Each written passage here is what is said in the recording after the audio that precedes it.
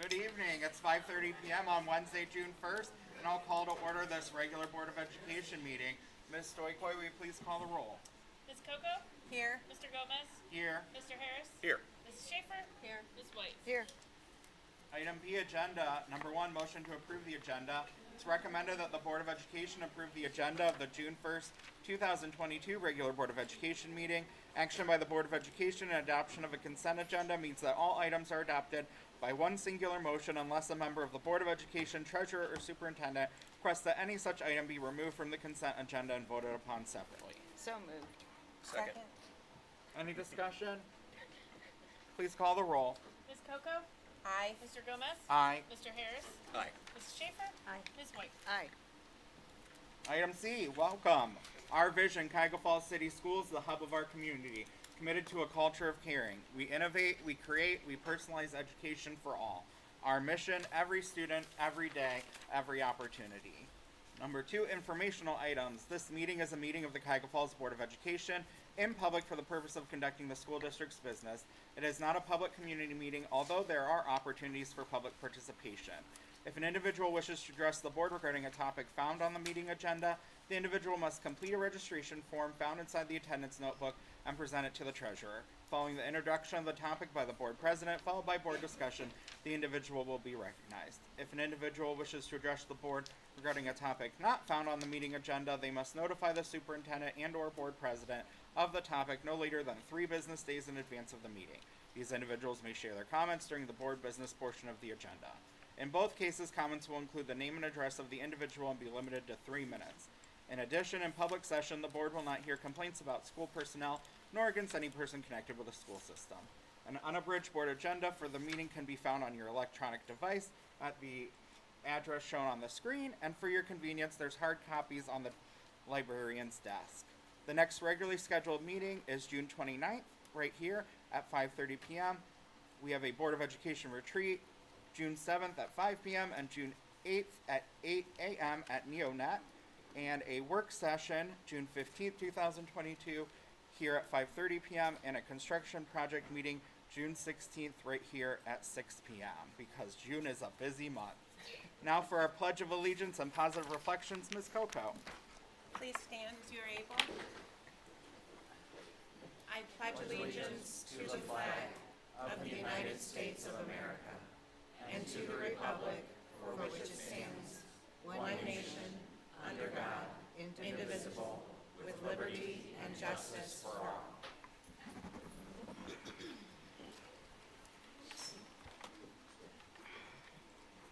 Tonight's positive reflection is a quote from Harvey Milk. It takes no compromising to give people their rights. It takes no money to respect the individual. It takes no survey to remove repressions. Thank you. Now item D, our presentations. Our first one is our Top Tigers recognition. Mr. Shabady, please. Thank you and good evening. This is our last Top Tiger of the year, and even though school's not in session, we thought it was very important to recognize this group of outstanding students this evening. As I call your name, if you'd come forward, and I'm going to say a couple of nice things about you. So first of all, from DeWitt Elementary School, Lucille Victor. Dr. Cruz, help me out here. You stand right here. Face the crowd there so we can see you. All right, stand right in front of me. Yeah. I'll get you at the end there. Is that okay, Gary? I'll get you at the end. Lucille always shows black tiger behavior in the classroom and all areas of the building. She is a role model to the other students in our class. Lucille is always willing to lend a helping hand to her classmates, her teachers, and principals. She is an extremely hardworking student and constantly gives her best effort on her schoolwork. Lucille is motivated to do her very best in school, and it shows daily. Lucille is supportive of her friends and has wonderful manners. She always makes sure the bathroom is safe and clean for her friends and helpful when her classmates are upset.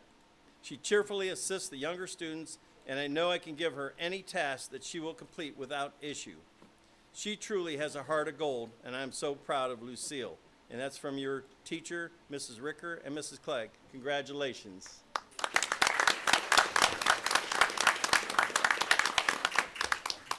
Next up is Jayanish Rimmel. Jayanish.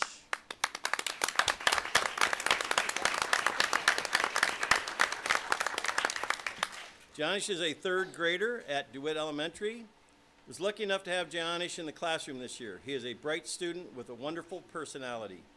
He has all the qualities necessary to be a top Tiger. Jayanish listens attentively, wants to learn, and works hard to avoid distractions. He embraces a challenge. Elapsed time was a tricky concept for our third graders this year, and Jayanish worked hard at it every day. He asked questions, drew number lines, and paid attention. I am so proud of the math student he has turned into. Jayanish is a great, charismatic boy with a charismatic boy with a great personality. He makes friends easily and is a great friend to have. He helps when he needs to help and listens when he needs to listen. When he is not working hard in the classroom, you can find him outside playing soccer. It's hard not to smile when you're around Jayanish. I am so proud to nominate him as our school's top Tiger. Congratulations.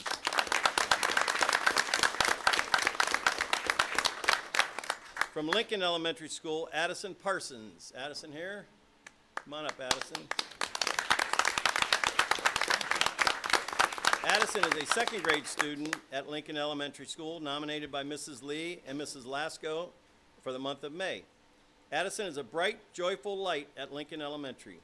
She is a kind friend who is eager to learn and do her very best. She is helpful and respectful to her teachers and classmates. She takes responsibility of herself and of her learning and is a shining example of Black Tiger pride for all of her peers. Some of her interests after school are dance and gymnastics at flights, playing basketball, and spending time with her family, friends, and dog, Tucker. Addie should be very proud of all her accomplishments and growth this year. We are thankful that she has generously shares her beautiful heart and positive character. Hooray for Addison. Congratulations.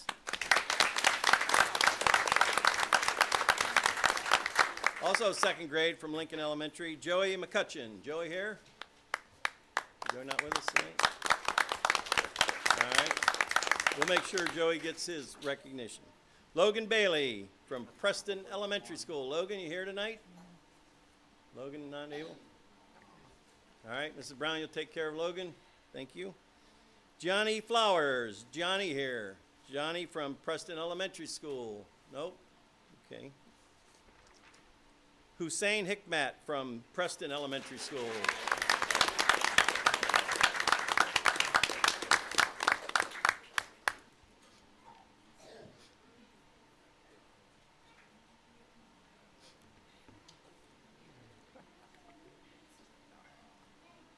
Affectionately called the mayor of Preston, Hussein chooses to lead his life with joy.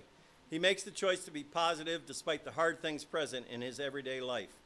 Well, I could tell you all about how hard he works in the classroom. What stands out about Hussein is his strength of character. Most mornings, Hussein is a door greeter. He enjoys giving high fives, consoling those who have had a bad start to the day, and carrying the belongings of his classmates to their locker for them. He knows the names of all his classmates, bus riders, bus drivers, custodians, and maintenance visitors, as well as some of the parents. He values interacting with everyone and anyone throughout the day. In the classroom, he is the first to congratulate others, to notice the kid who is left out and invite them to play, and to demonstrate a persistence in learning new things. Hussein is most proud of his family, his parents, and his sister, and he speaks of them often. I am so very lucky to get to work with Hussein every day and look forward to spending one more year together at Preston Elementary School. Congratulations, Hussein.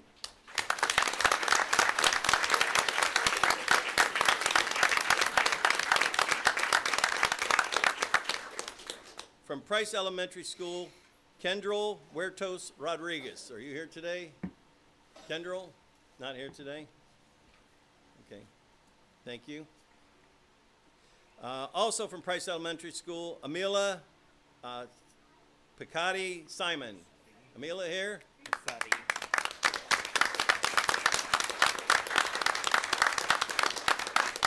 Amelia comes to reading groups every day with a smile on her face and is always ready to listen and learn. She contributes significantly to our discussions, and I am impressed by the connections she makes to literature on a daily basis. Amelia demonstrates perseverance in learning to read and doesn't let challenges get her down. In addition, Amelia is very kind and compassionate to her classmates. She demonstrates all of the attributes needed to be a successful student and a natural leader. We are very proud to choose Amelia as the Cuyahoga Falls top Tiger. Congratulations.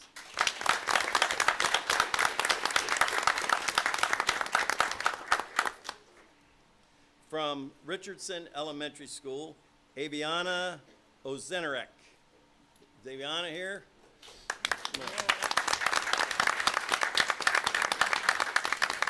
Aviana demonstrates the Black Tiger pride every day in her kindergarten classroom at Richardson Elementary School.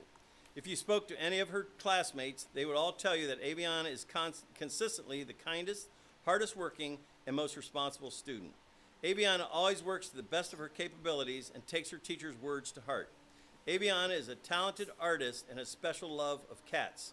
We are lucky to have Aviana as part of our Black Tiger family. Congratulations, Aviana.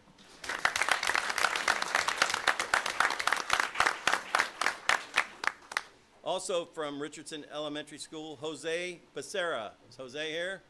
Come on up.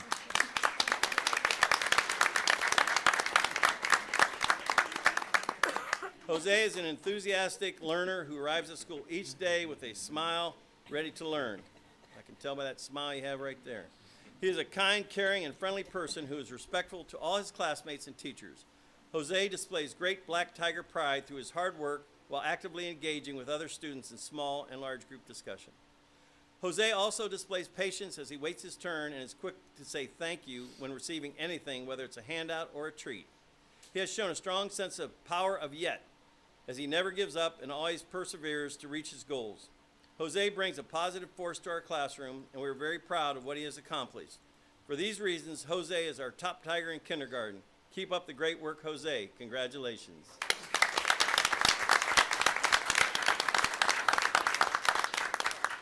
From Silver Lake Elementary School, Mackenzie Beasley. Mackenzie here? Mackenzie Beasley. Not here? All right. From Silver Lake Elementary School, Benjamin Lowry. Benjamin here? Benjamin Lowry. There's Benjamin.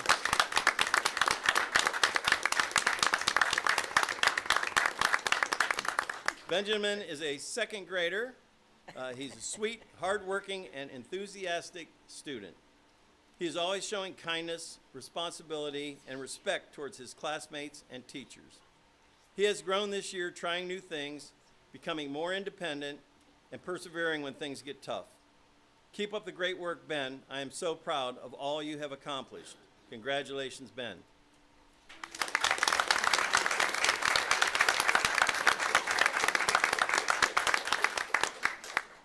From Roberts Middle School, Michaela Wilson. Michaela here? Michaela Wilson. There's.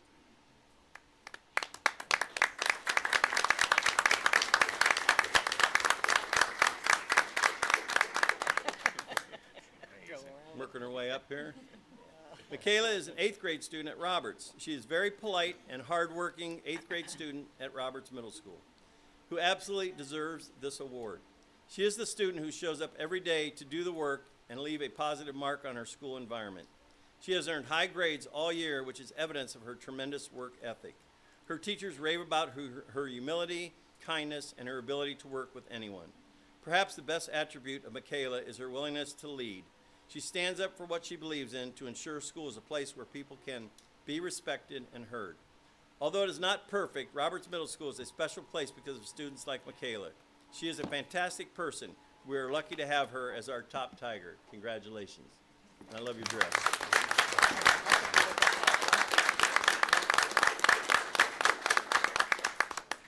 Also from Roberts Middle School, Daniel Barrows. Daniel here?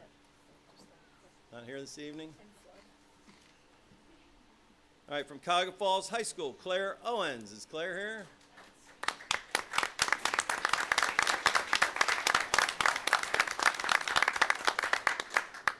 Claire is a 12th grade student. Graduated last week, huh? Yeah. Congratulations.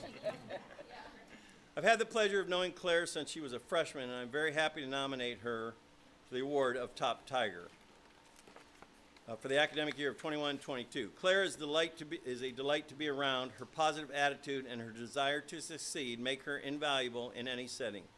Claire works hard and always tries to do her best. She was a remarkable Spanish student, which completed all 4 levels of Spanish in our school. In addition, Claire has an innate ability of world languages. Her smile is infectious, and she shows true empathy to anyone not feeling their best.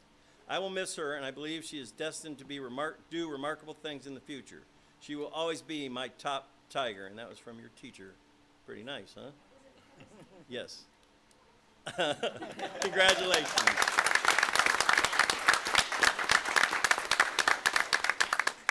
Also from the high school, Grace Fratz. Is Grace here? Grace is here. Come on up, Grace. Another 12th grade student that graduated last year and came back. We greatly appreciate that. I have the pleasure of nominating Grace Fratz as the Top Tiger Award for the academic year 21-22. I've known Grace for a year, and I've enjoyed having her in my Spanish 4 class.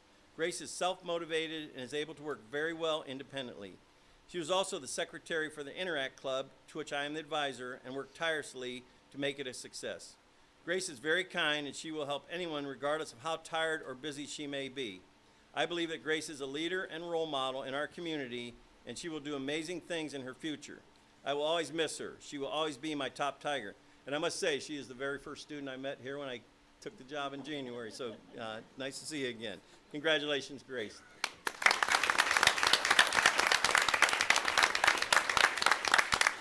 We're going to have a couple more awards, and then the students and parents, you can leave after that. You want to go to the next one? Oh, at this time, yeah, I apologize. Usually we do this first, but I got nervous on my last Top Tiger Award. But Mr. Gary Medcalf's going to tell you a little bit about how this award's possible and the groups that help sponsor it. He is the executive director of the Cuyahoga Falls School Foundation and Alumni Association. So, Gary Medcalf. Thank you.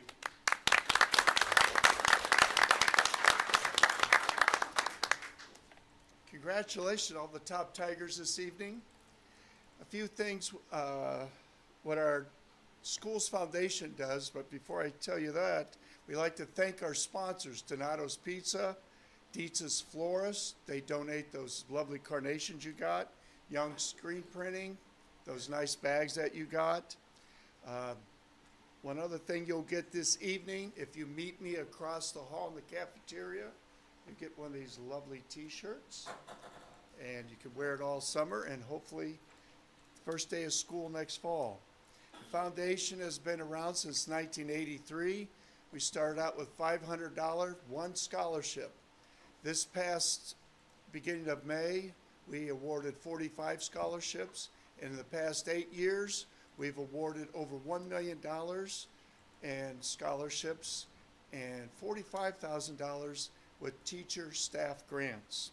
We help out with class reunions, all class reunions. We honor distinguished alumni every year. And if you go out this door and hang a left, you'll see a plaque with the names of all the distinguished alumni. And I think that's about it. Well, congratulations, and see me across the hall.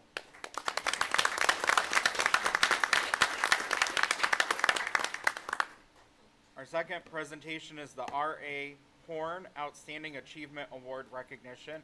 I'd like to invite up Mr. McIntosh. Thank you. Should Ricky join me? Sure.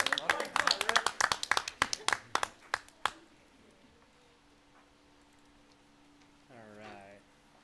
So over the past 4 years, Ricky has worked tirelessly to develop and improve his employability skills. By taking multiple sections of career development, Ricky has explored potential careers, strengthened his interview skills, and improved the soft skills necessary to maintain competitive employment. Ricky has always strived to be his best self and frequently met with his teachers to improve his employment skills as well as his academic skills. During his senior year, he took on even more responsibility as one of our senior leaders in our urban agriculture class. In addition to developing his skills in the classroom, he also took advantage of community-based volunteer job training experiences. This happened at the ESC a couple years ago, and throughout his senior year, he volunteered at Good Neighbors Food Pantry. Here, he was tasked with loading and unloading trucks, packing bags, and performing a host of other duties needed in order for the pantry to run smoothly. Helping others is something Ricky has truly enjoyed. He'll head to Kent State next year to further his job training. We're all very proud of him. That includes Mrs. Davison, Mrs. Hoover, and Mr. Nauer and myself. Congratulations, Ricky.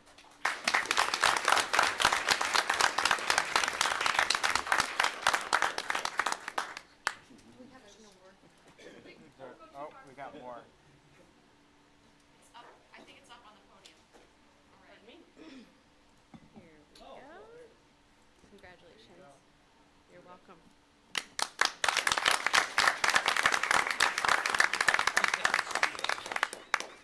Our third presentation is our Soapbox Derby Gravity Racing Challenge recognition. Invite up Mr. Shavity for this one. Well, thank you. We have a really cool partnership with Soapbox Derby at Preston. I think maybe next year it might be going to Price. I'm not sure if that's set in stone yet, but we're working on it. But to tell you a little bit about it and introduce some of the kids is Principal Brown, and she'll tell you a little bit about the program and introduce the brains behind that operation over there.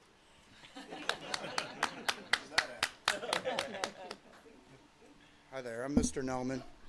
You guys, thing on? Yes, it just records. Oh, great. All right. First off, I'd like to thank the All-American Soapbox Derby for putting on this wonderful program that we used for the last 4 years, and for continuing the donations of all the materials for our classrooms. This is a little bit about the Soapbox Derby grant. The Soapbox Derby STEM-based education program uses the tools and values of derby racing to introduce science, technology, engineering, and math to students in an enjoyable, engaging way.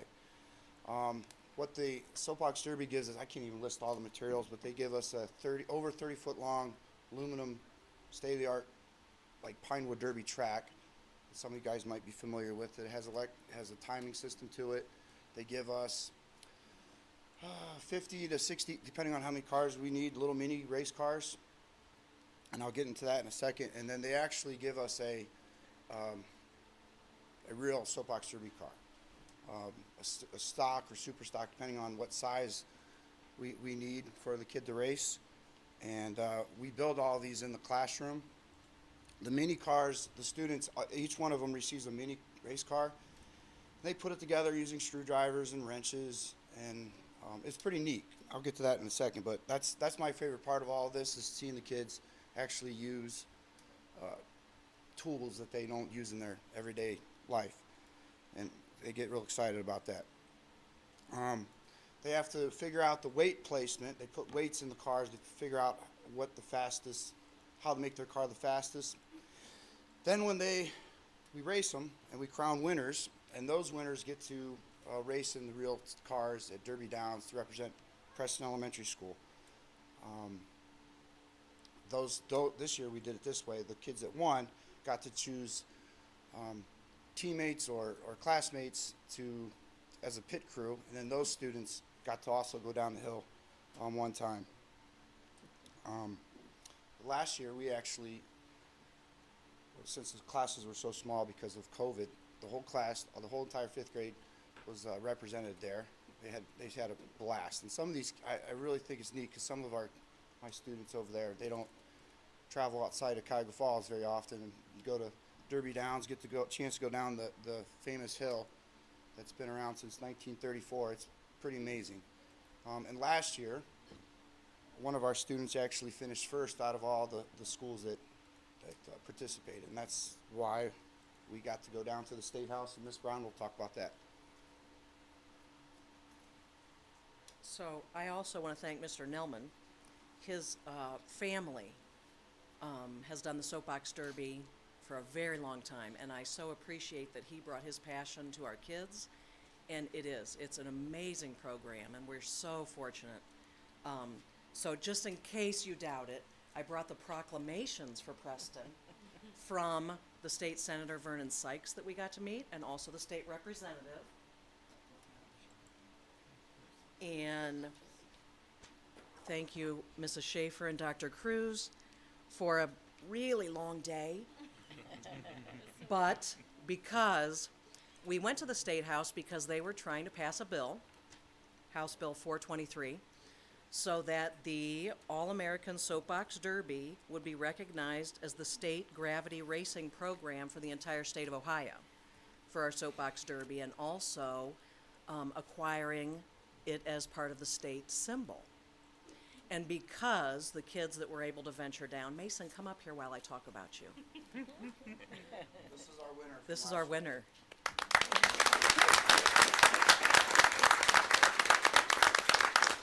because they were so talented and extremely good-looking and personable.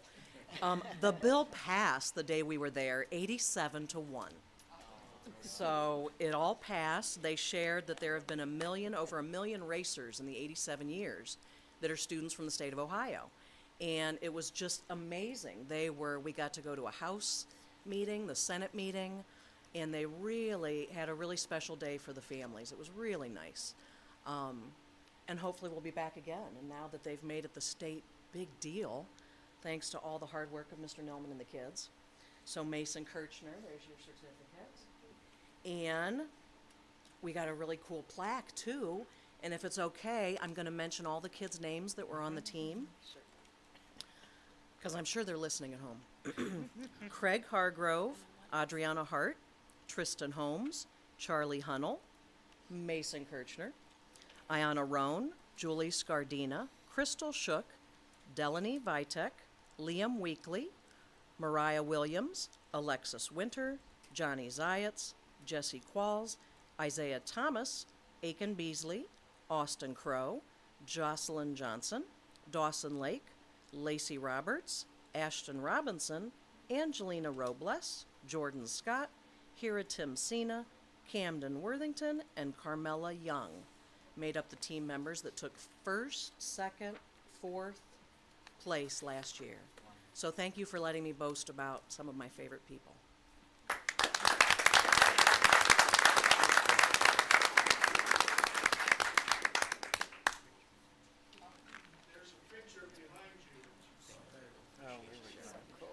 Just, I know we're recognizing the young people in the audience today, but I'd be remiss if I didn't mention something I saw at Preston Recognition Assembly the other day.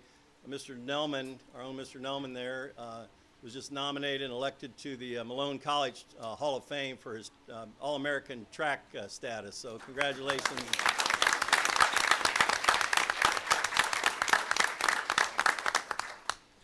And one more recognition. Today is the first day of summer for our teachers, and so many of them gave up part of their day to come celebrate their students today, and I want to recognize them for that as well.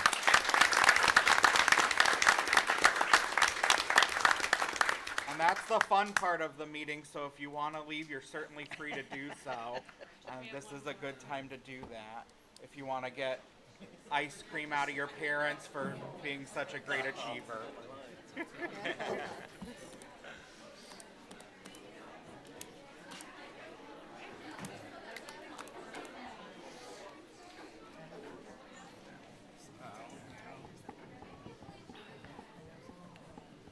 I was keeping track of that for when we talk about to see how many came and how many didn't come, to see if it's worthwhile.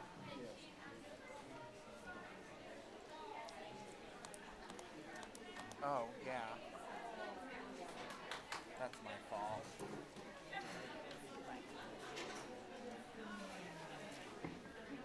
Usually we do those first. That's my B.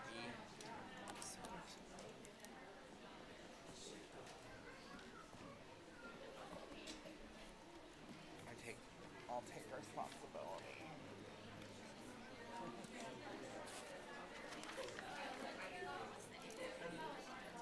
Yeah. Whoops. That's okay. At least they come for gifted.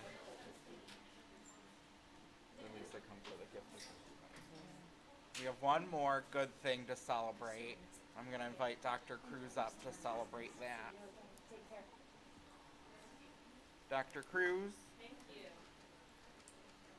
So I have the honor of recognizing Holly Merkel. Holly, would you like to, I'm sorry. Holly, could you please join me? Not going to ask if you want to. Just like the kids. Thank you. So this is Holly was recognized by Red Oak Behavioral Health, and they give a connection award to an individual who is a partner and a champion of behavioral health. And Holly received that award this year, and for going above and beyond to link students to critical mental health services. She champions she helps to foster relationships and critical connections to the Red Oak staff within our district. And it is we are so proud to work with Holly. She is certainly a champion for our students and connecting them with the right supports, and it's a pleasure to work with her every day. So congratulations to Holly for being dedicated to providing an environment where our students can learn and thrive.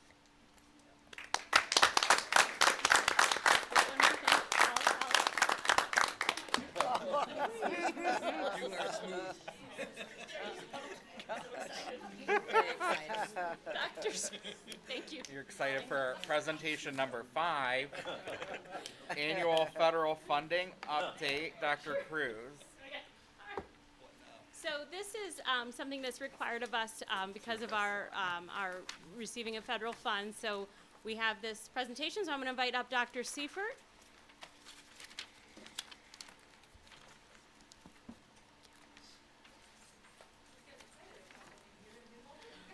Well, no. So we're going to go through just a bit. So there's quite a few slides, but we're going to go rather quickly. And of course, if there's any questions, you can direct them. Well, how about to Dr. Seifert? That'd be fantastic. So I'm just going to turn it over. Hi, everybody. You'll have to tell me if I'm not loud enough because of my mask. Lovely. We have COVID in the house, so. So we are going to progress through this presentation a little bit on the quick side because there's a lot of data in it, and reading through the data, one cell by one cell is, well, it's ridiculous. So I'm not going to do that.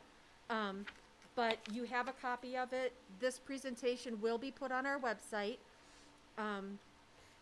If anybody wants other copies, I do have some in the back. Julie Dudones, I would ask if you could get those. If somebody wants one, I know you're all excited to jump up and get one. As Dr. Cruz said, this is one of the requirements for receiving federal funding, is that we hold a public meeting, that we're transparent about the funds that we receive, how we allocate those funds, and then how we expend those funds. It's a year-long process. It's something that is fluid. It changes as the year goes along. We usually get our funds, July 1st is really when those funds can drop. But there's typically another wave of funding in October and another wave of funding in January, which can be a good thing. Funds can be coming your way, or not, the opposite, okay? So the primary funding that we'll talk about are the funds that are listed right there. Oh, okay, thank you. So there's a new system in play from ODE. What does the ED stand for? Education Department. ED, steps, Education. education, okay. Yeah. And please ask questions along the way. Sorry. If you have, nope, that's okay. So there's a new system in play from ODE. It's called EdSteps. They have changed the federal funding planning side into a 3-year process versus a 1-year process. So basically what that means is they want districts to align what they're doing with their federal funds more to something like a strategic plan. So our district has had a 5-year strategic plan. With this EdSteps process, it gives districts the ability to align their federal funding with something like that. So what they want for you to do is to take your needs assessment, which you can see would be step number 1. You take your needs assessment and you create long-term plans. When you get your federal funds each year, the goal is to spend them each year. But when you're planning with this 3-year process now, you can plan knowing that you'll probably receive funding that's similar each year, and you can keep that in your plan. So it's an intentional process that they want districts to do, so that they're monitoring their funding, but they're also making sure that it's aligned with their educational practices, as well as your operational practices. The way the district does that is through the Ohio improvement process. So most of you have heard of DLT, BLT, TBTs. That's the process that we would typically do. Now we're kind of in transition. Since we have Dr. Cruz aboard, we're kind of rebooting that whole process, which is great because we have new administrators that are coming aboard. Oh, I see one out there. So because we're rebooting this, we'll be able to refine it a little bit better, give everybody some of those reminders about best practices and great ways to do things, and then also to, I would say, refine our collaborative process. Okay, and then the third piece of this is the funding application. So that goes along with the federal funds. So it's a circle, everything's crossing over one another. You need to make sure that all of your actions are going back to your federal funding and the purpose that you have allocated all of that funding for. So Title I, this funding is all about improving basic programs. So this is about your students, and it's typically based off of students who are struggling academically. They would be categorized as at risk, so that could be social emotional at risk, that could be that there's economic disadvantagement, or it could be simply that academic at risk. So all the funding, if you turn to the next page, all of the funding that we have that you can see there, if you look in the very bottom right-hand corner, that's the total amount of funding that we've received. And then you can see how we have allocated it over the course of the year. So now when you turn to this next slide, this talks about the expenditures. So this, I've eliminated some of the cells for you to be able to focus on where we really are spending that funding. So Title I is typically spent a lot on staffing, and then the fringe benefits that go along with that. So retirement benefits, basically.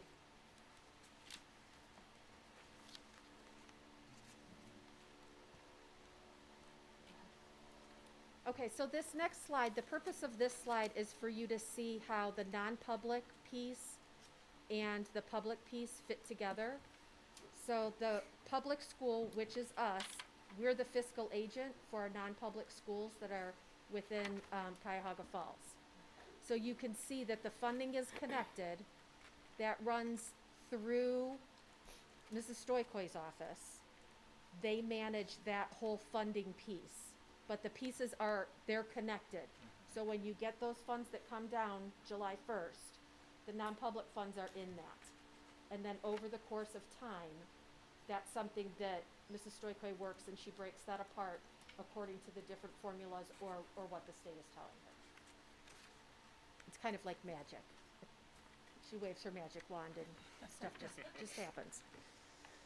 Okay, so Title I non-competitive funding, we have received this funding. This is the last year that we'll receive it. But we have received this funding because our two middle schools, Roberts and Bullock, are categorized as focus schools. So that means that they look at the scores from our state tests. They break all of that up, but then they look at the other pieces that are associated with schools, right? They're gonna look at attendance, they're gonna look at the behavior of the students, suspensions, all those kinds of things. They put all of those together, and those two schools have qualified as focus schools. So we've received some extra funding for them to receive, these funds can only be spent at those two schools. So you can see at the bottom the allowable categories and the unallowable categories. The funding is basically reserved for spending on family engagement or to spend the funds on improving and expanding teacher professional development opportunities.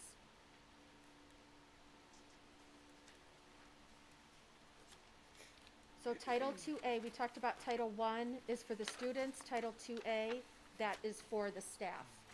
So this is about supporting effective instruction. So this is the fund where when we're offering professional development for our teachers, for our administrators, this is where that funding would come from. When we want to do a book study, this is where that funding can come from. Title II-A can also be used for, if we have a grade level, for example, this year it was price. If we have a grade level that has 2 classes, but then we see that that grade level is getting a lot of extra students, we can add a 3rd teacher. That 3rd teacher can be paid out of Title II-A. So that's what that reduction in class size is. Title III, this is our English language acquisition. So this is the fund that Courtney Lewis monitors. So she uses this fund to help for all of these reasons. There's 2 more explanations on the other slides. This can be spent on the teachers and or the students. There's another fund that I didn't include in this because we didn't receive any allocations this year. It's another Title III, but it's for immigrant population.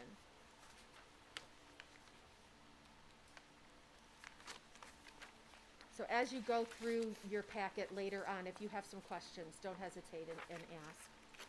So Title IV, Part A, this fund has only been in existence for 4 or 5 years. It's spent on 3 main pieces: well-rounded education, safe and healthy schools, and effective use of technology. If a school district receives over $60,000, then the state puts some parameters on how you spend your funding.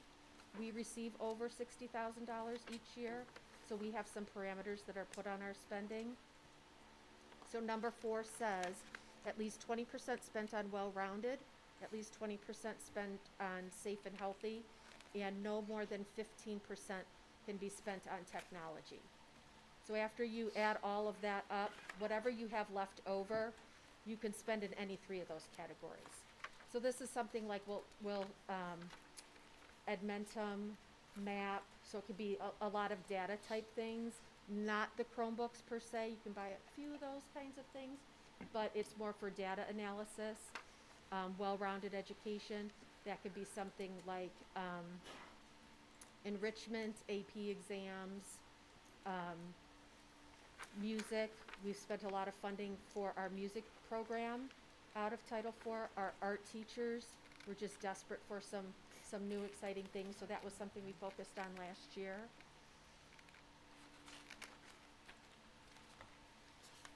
IDEAB funding, this is the funding used for students that are in the special education program.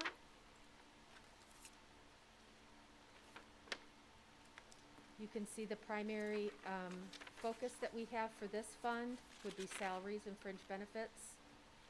Governance and administration, that could be an administrator, staff.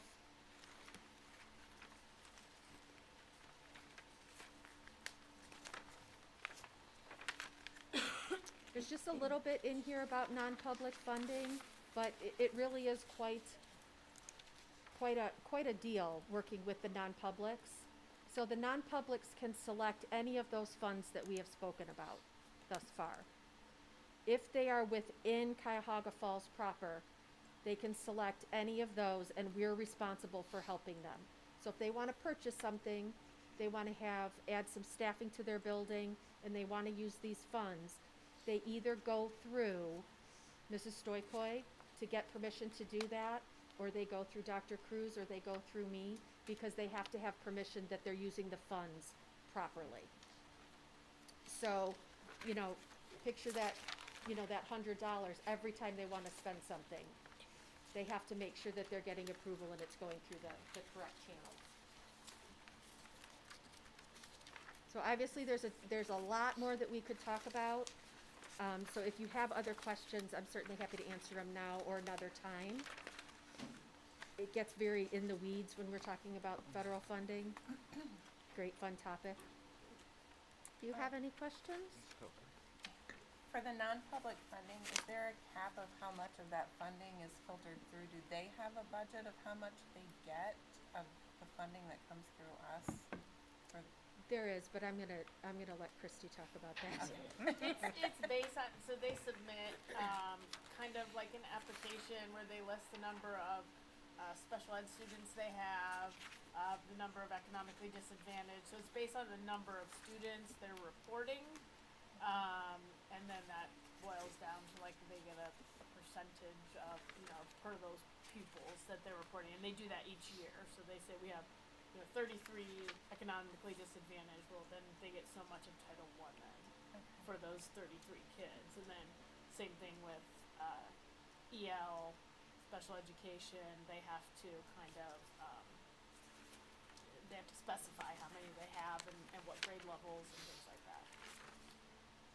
One other question, it's meant to be used in that area, in the year that it's funded. Is it a use it or lose it scenario? It can be. It depends on the grant. So these are like yearly. What happens is we get that allocation, effective technically July 1st. They have until June 30th to encumber those funds, so to put them in a purchase order, and then they have until September 30th to actually expense. So they can put an order in, let's say for Amazon for some of these supplies, but maybe we personally in my office don't pay the bill till August. They're allowed to do that as long as they have those funds set aside for whatever it is that they're going to spend between that July and September. And then as of September 30th, I'm required to do what's called a final expenditure report. So I have to say we spent this in this category for each of these grants, and then they say, okay, well, you have this much left over or you don't. Some of the grants, it depends on how much that leftover is, if you're allowed to carry it over to the next year or not. Typically, the amounts that we have, you're allowed to carry over because they're not substantial. There may be a few thousand or a few hundred each year. Some of them don't have any. And there's only a 1-year period. So, for example, I do have some of the non-publics where whatever they carried over from last year into this year, they had to spend, or they're going to not be able to carry it over a second year now. And that's typically how it goes. But like Dr. Seifert said, there are some that this is the final year for them.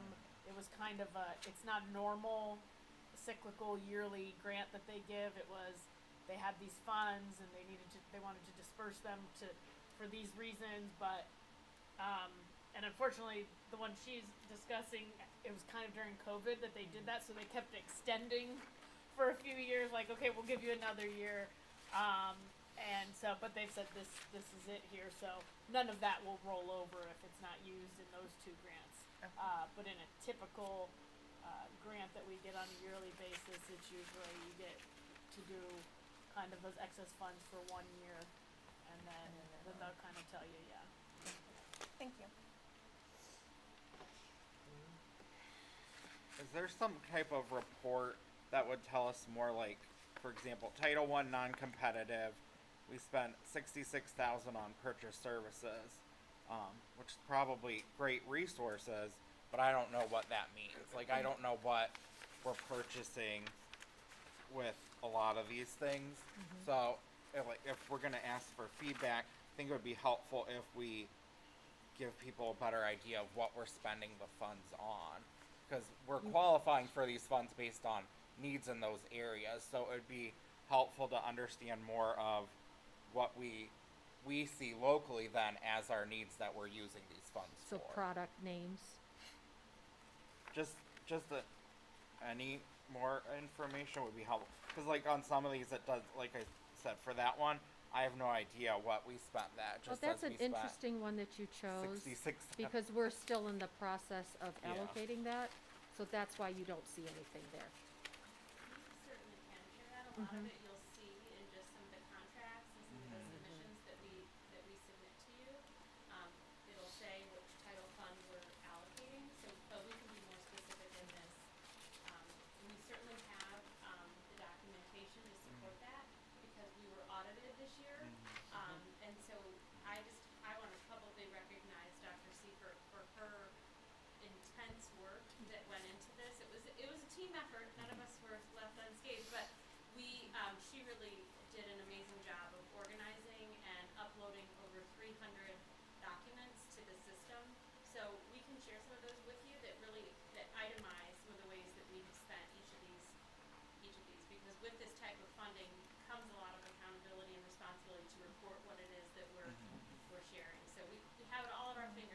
Yeah, I just think it would be helpful because it's hard to ask for feedback on information that we're like.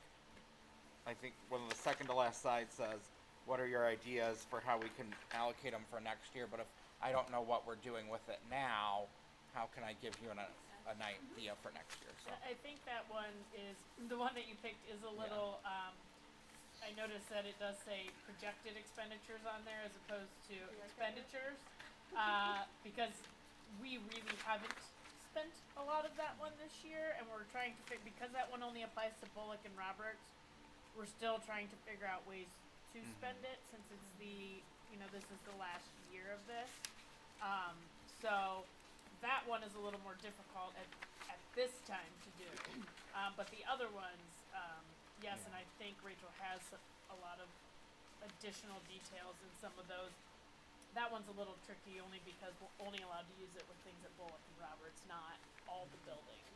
So which is why we have it, and we've had it for so long, we've been trying to figure out like ways to spend it in the proper guidelines that they've given us. Yeah, ODE is actually giving some districts permission to move those funds, allocate them in different places, because most districts, for that fund, they're gonna put it in something of professional development, because you wanna support your teachers, right? That's the primary use of that fund. But with the shortage of substitutes, with COVID, and all the things that have gone into that bucket of allowing teachers to go to professional development, districts have not been able to spend that fund.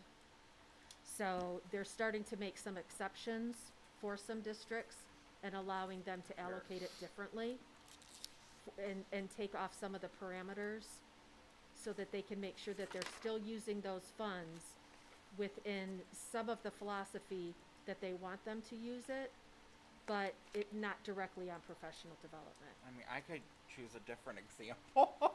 Like, for example, under IDEAB, instruction, 600,000 staffing, like, what are the positions, and are those positions we would have anyway? It's that supplement versus the plan. Are we adding positions with this additional funding? Or are we just paying for people that we have to have anyway? And then, are we really getting the most bang for that additional buck? Because they're identifying, perhaps, I know Christy doesn't like what I'm saying. I see it. She's like, "Oh, you're trying to spend our money." But if the federal government's identifying needs that we have, and therefore we qualify for these monies, just want to make sure that we're being as intentional as we can be with targeting resources to those areas that even the federal government sees that we have a need for. So the biggest change maker for student achievement is going to be the teachers and the principal. So when there's $600,000 that we can spend on something, I would fight for putting it on staffing for teachers and for administrators under that governance. I'm agreeing with you. I'm just saying, are we just using that money to pay for people we were going to have anyway? Or are there additional needs that we could be meeting with this funding? Well, that's why we do that needs assessment. Yeah. So the ed steps, that third slide in the presentation, that's what that whole process is. So we go through and we analyze what we're doing, right? Why we're spending the funds that we are. Is that the best thing? Are we getting the results that we want? If we are, then we want to keep going that direction. If we're not, then we rethink what we're doing. So you go through that whole typical needs assessment, SWOT analysis, you go through that whole process, and you make sure that you're putting your funding in the best places possible. So when you talked about supplement and supplant, that's one of those things that's a really big deal. Because if we take those teachers' salaries out of there, we can never put them back in. So, just to touch on that part, so these salaries are ones that, so we have an array of, for Title I, we have an array of actual teachers and then our ISGIs. For special ed, it's an array of intervention specialists. Those teachers have been within this grant, probably, I don't know how long as I've been here, and before that. And so each of them, it doesn't pay their full salary and benefit, it pays a portion of it. So I think there are 20-some Title I teachers and maybe 15 to 17 special ed that are covered, per se, that are paid with partially by these funds. And speaking to what Dr. Seifert said, taking them out now, we could take them out and appropriate those funds for a new position or a new tutor. For instance, we did do that at Silver Lake, because Silver Lake finally qualified. So we did do that, and so we kind of moved some things around. What it really does, though, is then someone's portion then gets moved to the general fund back that was being paid, because none of this in total is enough to cover all of their salaries. And once I take that position out and say, Lincoln first grade person is no longer, those teachers are no longer going to be paid out of this, unless we had an additional first grade Title I type, person or tutor, I can't pay it out of these funds, because I can't, the supplement supplant is something that I've currently paid out of general fund. Because I get new money, I can't say, well, now I want to pay for that, even though I've been able to locally sustain it. That's not the intent of any of these grants. So that's kind of why it's been the status quo, is because the net result really isn't going to change for us dollar-wise as far as what comes out of general fund or what comes out of Title I. We have done some things as far as what ODE has said, we have to have someone servicing in Silver Lake, and we did, once we qualified them as a building. And so that's kind of been the rationale thus far, is that bottom line, adding something is going to affect our general fund the same way, and could potentially then stop us for, let's say, if we got to a situation where, you needed to say, we would love to have this position, but we can't anymore, and you get rid of it. Well, now I've got this money that was set aside for them, but if I push someone back to the general fund, I can't bring them back now and say, well, we got rid of that, and I want to pick this back up. And so that's kind of just been the, conservative rationale in that, thus far, and unfortunately, we usually get the same amount, the same amounts every year, so, I would love more. That's unanimous agreement there. We'll always take, but maybe then we need to back it up. Maybe we, as a board, need a better understanding of what that one needs assessment says our needs are. Maybe that's where we need to go with the conversation, that is make sure that we understand that, because then we can give a brief, easy presentation, and we know, I understand what went into that. Or a little write-up. What was that? I said, or a little write-up on what it is. That's fine too. I don't care. Just saying. Well, we're fine with. Whatever you want. I think just some data on that you can provide us on that to help us better understand how we get to this, to step 3. I think could be helpful. Especially for us new people. And for me, hey. Yeah, a little write-up would be fine. Yeah, that's fine too. Whatever you want is fine. No, that's fine That'd be too. great. You don't have to be here every Wednesday. No. Okay. Thank you. That's good information. Presentation number 6, gifted programming. Dr. Cruz and Dr. Seifert. Well, that was convenient. Oh, here we go. So, this is this is a pretty succinct presentation for you. There's a lot more information that, really could accompany each of these slides, but we wanted to just give you some highlights, and then we can certainly follow up and dig in more. So, we're just going to talk about supporting students who are identified as gifted. And there's 3 areas. We're going to just remind you of the areas of identification, talk a little bit about the programming instruction here in Cuyahoga Falls, and then some of the ways that we're being proactive in our planning. Can I just make a point, because you don't like to mention this, but you are on the state committee for the Ohio Department of Education for gifted education. I do think that's important to note, and you don't like to note it, but it's important to note as you're giving this presentation to talk about some of the outside qualifications you have in this area. Thank you, President Gomez. You're right, I probably would not have mentioned that. But I think it's relevant and it's important. Thank you. So, okay. So there's 4 areas in Ohio that we are mandated to screen and identify: superior cognitive ability, specific academic ability, specifically in reading or math, and then creative thinking ability, and visual and performing arts ability. So we did not go through all the ways that our students, the different tests that we use, the different screening process. Again, we're just trying to give you just some highlights here, but we certainly can share that if, which grade levels, which grade bands, all those pieces. But these are the areas that we are mandated to screen and identify. Once a student has an identification in any of these areas, that identification stays with them throughout their entire school career. Once identified, always identified in gifted. Let me just keep going. It doesn't matter to me. So we just could tag team throughout the whole thing, but we'll just, since Dr. Siebert took the brunt of that title, I'll keep going here. So there's a variety of options. We like to call that a continuum of services that we can provide to students in our districts. ODE recognizes that every district is unique in terms of population and needs, so they provide us with a variety of ways that we can service them. So cluster grouping, curriculum compacting and acceleration, and honors and AP coursework are the most common, and it's what we use here.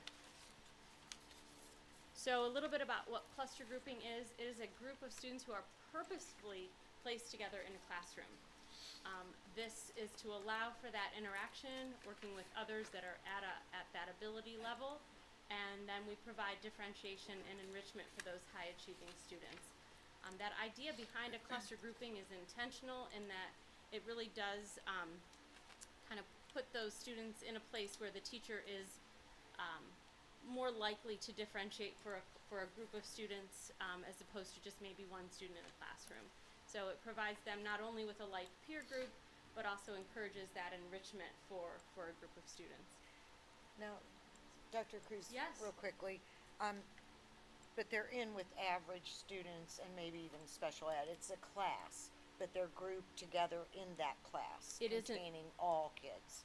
Right. So Correct, okay. typically the classroom is a heterogeneous mix, and the group of students then is purposely placed within that Okay. in that classroom. There are some different models where we can look at where you want to make sure the approach is that you want to make sure that you have groups of students. So if you're talking about reading scores on the MAP reading achievement assessment, you want to look at to see that you've got students who would be grouped together for a small group instruction. And so that's sort of that idea of a small group of 5 to 6 students, that teacher could provide that direct targeted instruction, whether it's enrichment or reinforcement. Can I follow up on that? Because this is a question I get from parents a lot. Does that mean then that we take all those gifted, recognized third graders and put them in one classroom? No. Or we make those determinations based on amount of classrooms, building size, all that? Yeah, ideally, and nothing ever really works out perfectly because we're talking about, children. But ideally, it's a group of students that you would have across the grade level. So if you have 15 students at a grade level and there's 3 classrooms, you could put 5 in each classroom. That doesn't always work out perfectly. So that's the idea of it, is that you would want a group to be in each room. You wouldn't want to load one particular class to That's have. helpful, thank you. So this just outlines what we have in terms of cluster grouping for a gifted service. This is specific. This is for next year. Looking, some of it's this year. Here we are in June. It's fun time. So grades 3 to 5, we have cluster grouping, and that's based on students' superior cognitive identification as well as an identification in reading and math. So we service superior cognitive through the academic. So there's not a special class or a group of kids who have that superior cognitive identification. That service happens through those academic areas. So you could have a mix of students with a superior cognitive and a reading identification as well.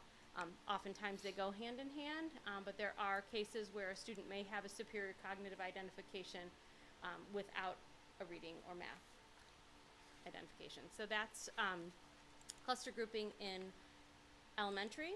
And then in middle school for next year, we will be doing cluster grouping for reading, and we'll talk separately about math in a other slide.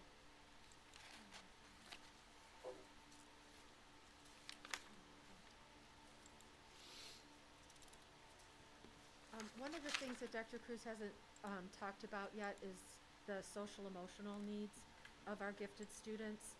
So that's another piece, it's another layer to the cluster grouping that's really important.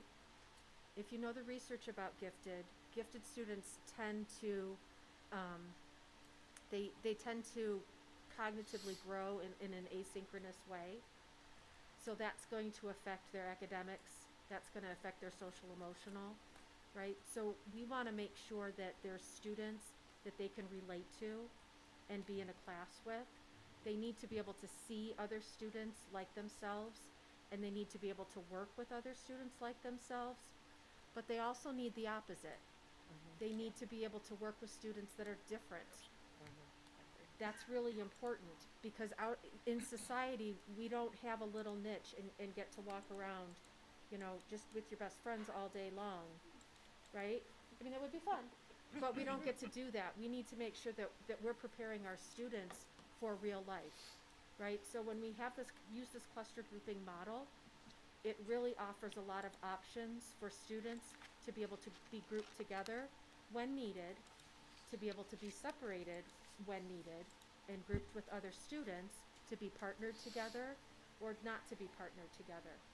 And the really important thing about it is their needs get to be met.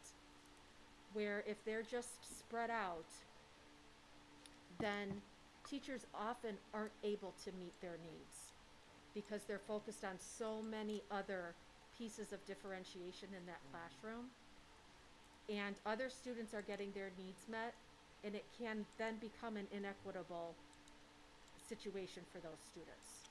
So that is the big piece with cluster grouping that we want to focus on.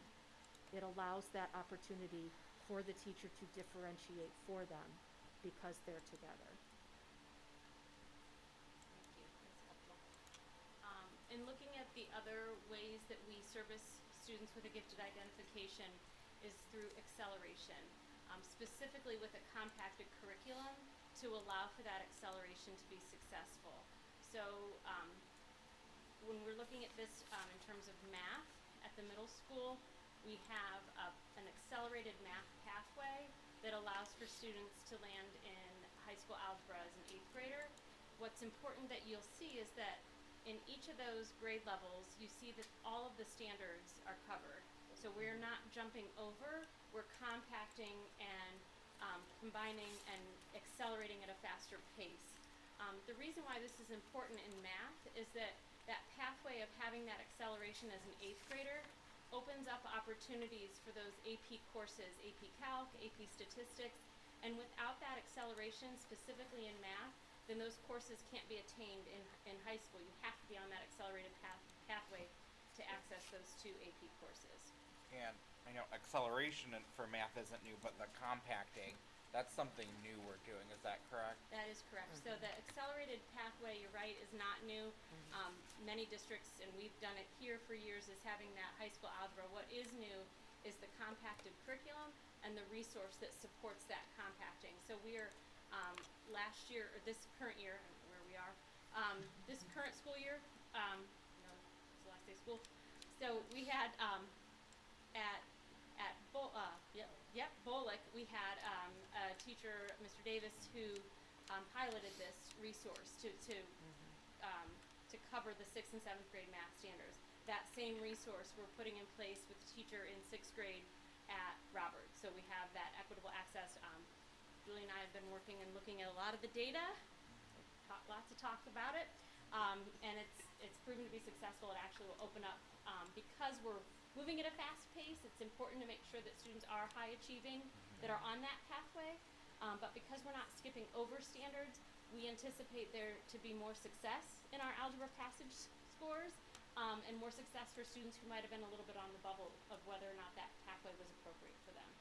So now, I want to make sure I'm understanding. Instead of skipping a year of math, they're getting more challenging years of math in a way because they're going through more course material in a faster period of You time. got it. They're jumping faster through the curriculum. So they're going to get through all of sixth grade as sixth graders and some of the seventh grade standards. And then seventh grade finish up seventh, eighth grade math standards, and then they're ready for that algebra piece. And is that done by cluster grouping, or is this a separate class as it was before? That's a great question. So the accelerated pathway is not a cluster group because all the students in that course are on that pathway. Yes. We don't actually use the gifted identification for math for the placement for this course. Yeah, I mean, it's not the only factor, whereas like with cluster grouping, you just look at that ID. But for this, we look at, are they identified with math, we look at math scores, we look at OST scores, and we look at their growth in the couple of years before, to make sure that they're ready for that. That's a good change. I got put in accelerated math classes that I was failing, so that's a positive change there. Personal experience. Yeah. Thank you for sharing. Yeah.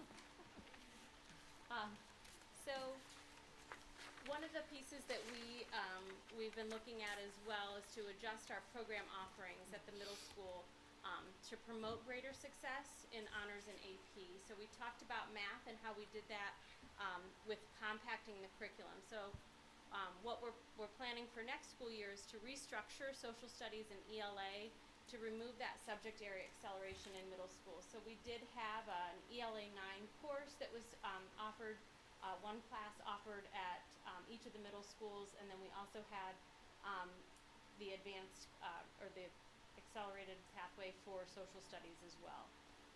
Our plan is that our middle school cluster groups will allow for differentiation and enrichment without skipping over grade level standards. So just all that we talked about with math, that importance of that compacting, we were missing some of those pieces, especially in ELA.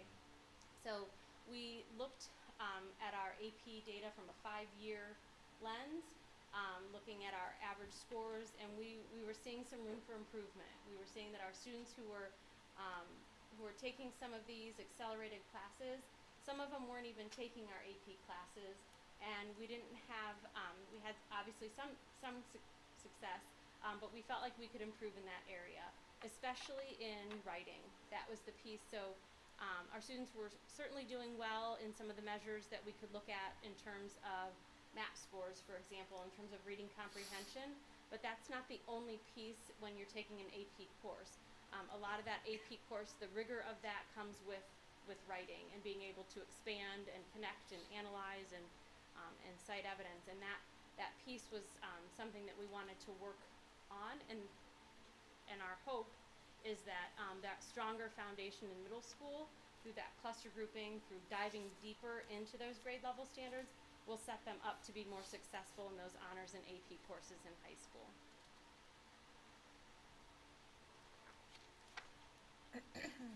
Did we saw the same patterns in social studies as well then?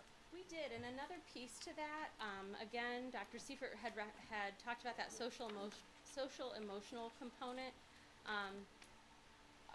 Students often as she mentioned, have an asynchronous development because academically they're so much higher, but emotionally there could be a lag in some of that. And so we were putting students in a situation where perhaps the rigor of the academics was so significant that it was impacting their anxiety, their angst, their ability to, kind of process through some of those executive functioning skills. We, being a middle schooler is difficult, and adding on some of those additional layers, even for kids who academically were ready for it, emotionally, socially, and thinking about their aptitude for just getting work done. It was, we heard anecdotally from our staff how our students were struggling. So that the idea of having the honors and the AP courses at the high school, that allows our students to really be competitive when they're looking at selective colleges. So this idea of taking the acceleration piece out of ELA and social studies at the middle school is really about allowing them to be more successful in those courses as a high school student, which then sets them up to be more successful in getting into more selective colleges. So we're trying to focus in on those high achievers, would ideally allow for that stronger foundation to be more successful in those courses. Because I know I'm not the only person that heard this specific concern was that parents were concerned that their child would then have less opportunity to get college credits because, as it was now, specifically for language arts, by junior year they took 12th grade, so then senior year they could take maybe an AP class or do college credit plus to get that. So the idea of that accelerated pathway to me is to allow those students to have that AP course. Some of our CCP courses are fantastic and rigorous, and some are really just a way to grab a credit here or there. And so when we think about this population of students, this is about setting them up to be on that pathway to a selective college and a selective admission college. And so while I don't see it as taking away an opportunity for a CCP course, because there's always chances for electives, and so I don't see it as a missed opportunity. I see it as really building a stronger base. When you're looking at admissions to college, if we offer AP courses, our students should be enrolled in those AP courses. And when we looked at our rostering and our numbers of students who were in those, we want to improve those numbers. I think the concern partially is that if they're not getting that high school credit 8th grade year, then they have to make sure they get that high school credit down the road. And this is getting to the weeds of scheduling stuff, but these are concerns that I know not just I have heard from parents about this, so I want to make sure we really get to the core of what their concerns are so that we're able to speak intelligently about it. It's about looking at the difference of a CCP course or an AP pathway. And CCP courses are great for so many reasons, and they do allow for that extra oomph before you graduate from high school, no doubt. And that doesn't take away from, this does not prevent them from doing that. You still have something to say? So 9th and 10th grade ELA are required. Students must have 4 years of English, but they don't have to take 11th and 12th grade. Some students who feel prepared, we prefer that they take all 4 years before they go to AP course. But there are some students who are ready for that, and maybe so they don't take 12th grade ELA, instead they take AP Lang or AP Lit. Again, we prefer that they continue through that 12th grade, but the only ones that are actually required, because they have state tests, well, 9th grade no longer has a state test assignment, 10th grade does, that we don't teach them. So we do have some students that is their elective choice, is that AP course, instead of the 12th grade class. So they still have the opportunity to get those. Thank you for that. So I know that the 9th and 10th and 11th and 12th share the same standards. I don't know about middle school, whether 7 and 8, they have the same standards in ELA. They're all different, 6, 7, and 8 has their own. What about the power standards? Is there anything going on with that? Developing power standards for each grade level? Yeah, when you look, yes. Okay, Yes. are we getting anywhere with that? Not yet. Well, our new 612 curriculum that we adopted, it has those 6 units of study, and they cluster standards within those 6. So Correct. those 6 for our new 612 at least, those 6 units of study But they're become not- your power standards They do, that are but wrapping in all for these the whole other year, standards. there are power standards, and I'd like to go back to the focus book that states we do need to have power standards. Again, with the AP coursework, are we just having these kids that are gifted able to go into AP? Or are we going to open it up to anybody that wants to take it, irregardless of the test scores, or are we more concerned with the test scores? So regardless of the test scores, regardless of a gifted identification, our AP courses are open to Okay. students who are interested in taking them. I mean, I know that Just a probably doesn't reminder happen about very often, but the I AP would- yeah. courses is that they do provide college credit as well. yes. Yeah. So, Yes. but the piece to that that's important as to why we're sort of hyper-focused on the AP scores is because you don't get college credit unless you earn Correct. the score that needs to be earned on the AP exam. Correct. So we want to make sure that we're setting them up to be successful to earn those high scores, or it's really not relevant. Okay. So there is no like teacher recommendation or grade level to get into AP? Okay, thank you. Yeah, that's what I thought we were Jump in. doing, but I wasn't sure. And even if they get it too, sometimes that's a good opportunity, they learn more in that. They have learned a lot. So, yeah, I just want to make sure the opportunity is there for students, yeah, that may want to do that. And that's was what I was trying to get at there.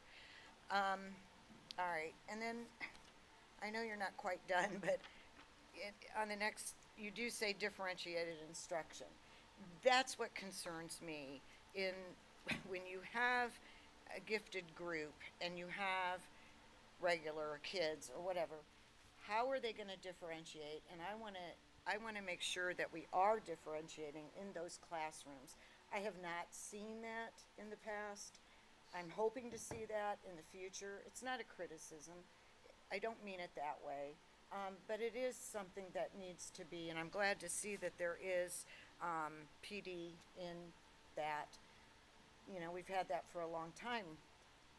But how are they going to do? Could you give us some examples, maybe, of differentiating instruction with these I would love to. kids? So when we talk about differentiation, we talk about differentiating the content, the process, and the product. And so those are just 3 pathways that you can look at for differentiation. So the content of the learning could be differentiated, the process, the way the students learn could be differentiated, and the actual product of the students' learning could be differentiated. So when we talk to teachers about how they're meeting the students' needs, we go down those 3 pathways for differentiation. So a parent at home might not think that, wow, this is a great project you did. They might not recognize that that product is actually different than what another student in the classroom did. So differentiation is not always readily noticeable from the student's perspective or a parent's perspective because they're constantly differentiating the work being responsive to the needs of the students. So they But could there's a read like different novels. They Absolutely. could read different articles or, you know, at a higher level within that classroom. They could be writing on a different level as well. Yes. That's part of Okay. that new 612 curriculum Yeah, too, is and I that they think click a that's button good. if, you know, if a kid's Right. cruising on topic A that day, they can click a button and get ideas of how to go deeper for that kid. And that's I think one of the things we're doing well is working on resourcing our educators and putting resources in it with that 612 curriculum and that built-in acceleration that they can provide. Yeah.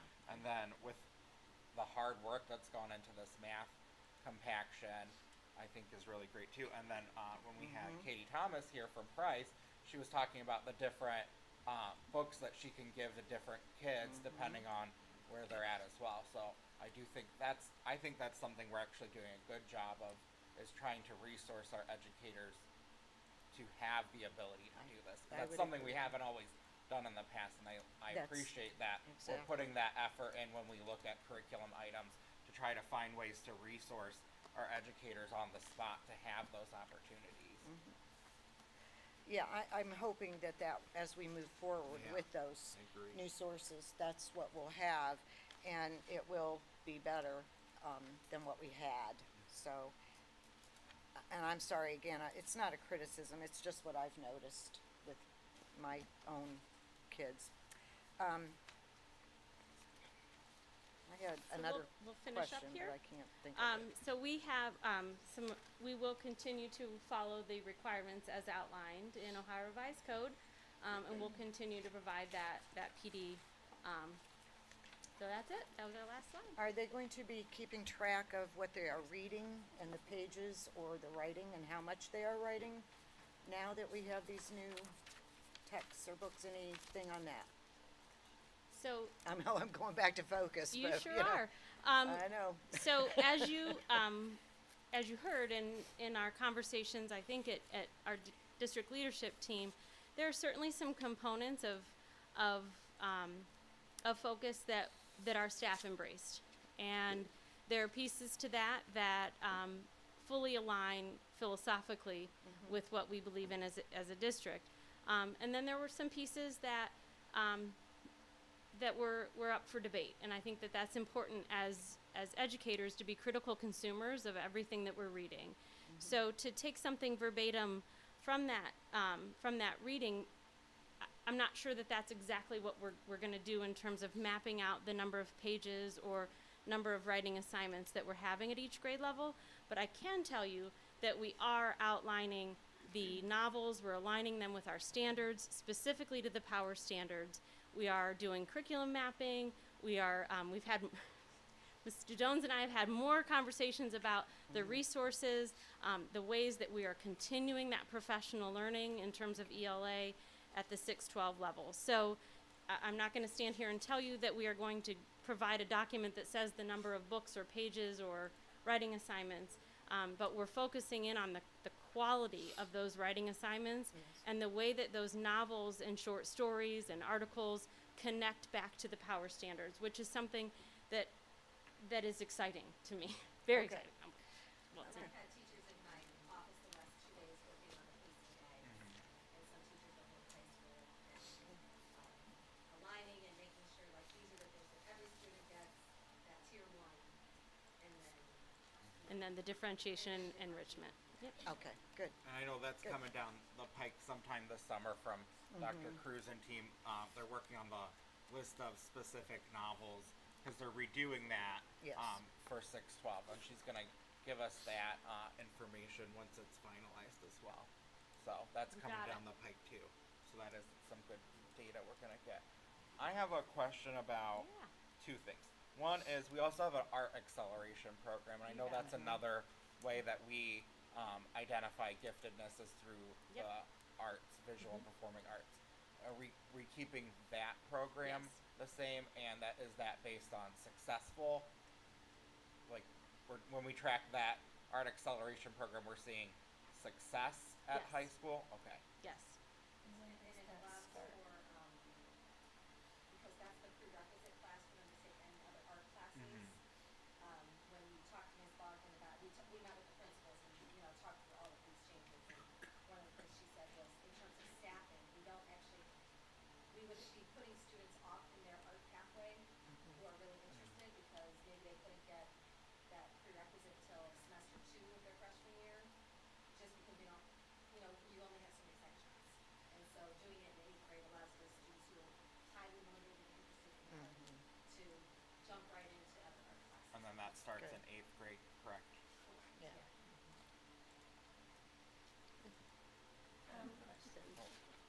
I just wanted to thank you for this presentation, and I know as a parent and talking to other parents, this has been identified as an area of opportunity in our district for a very long time.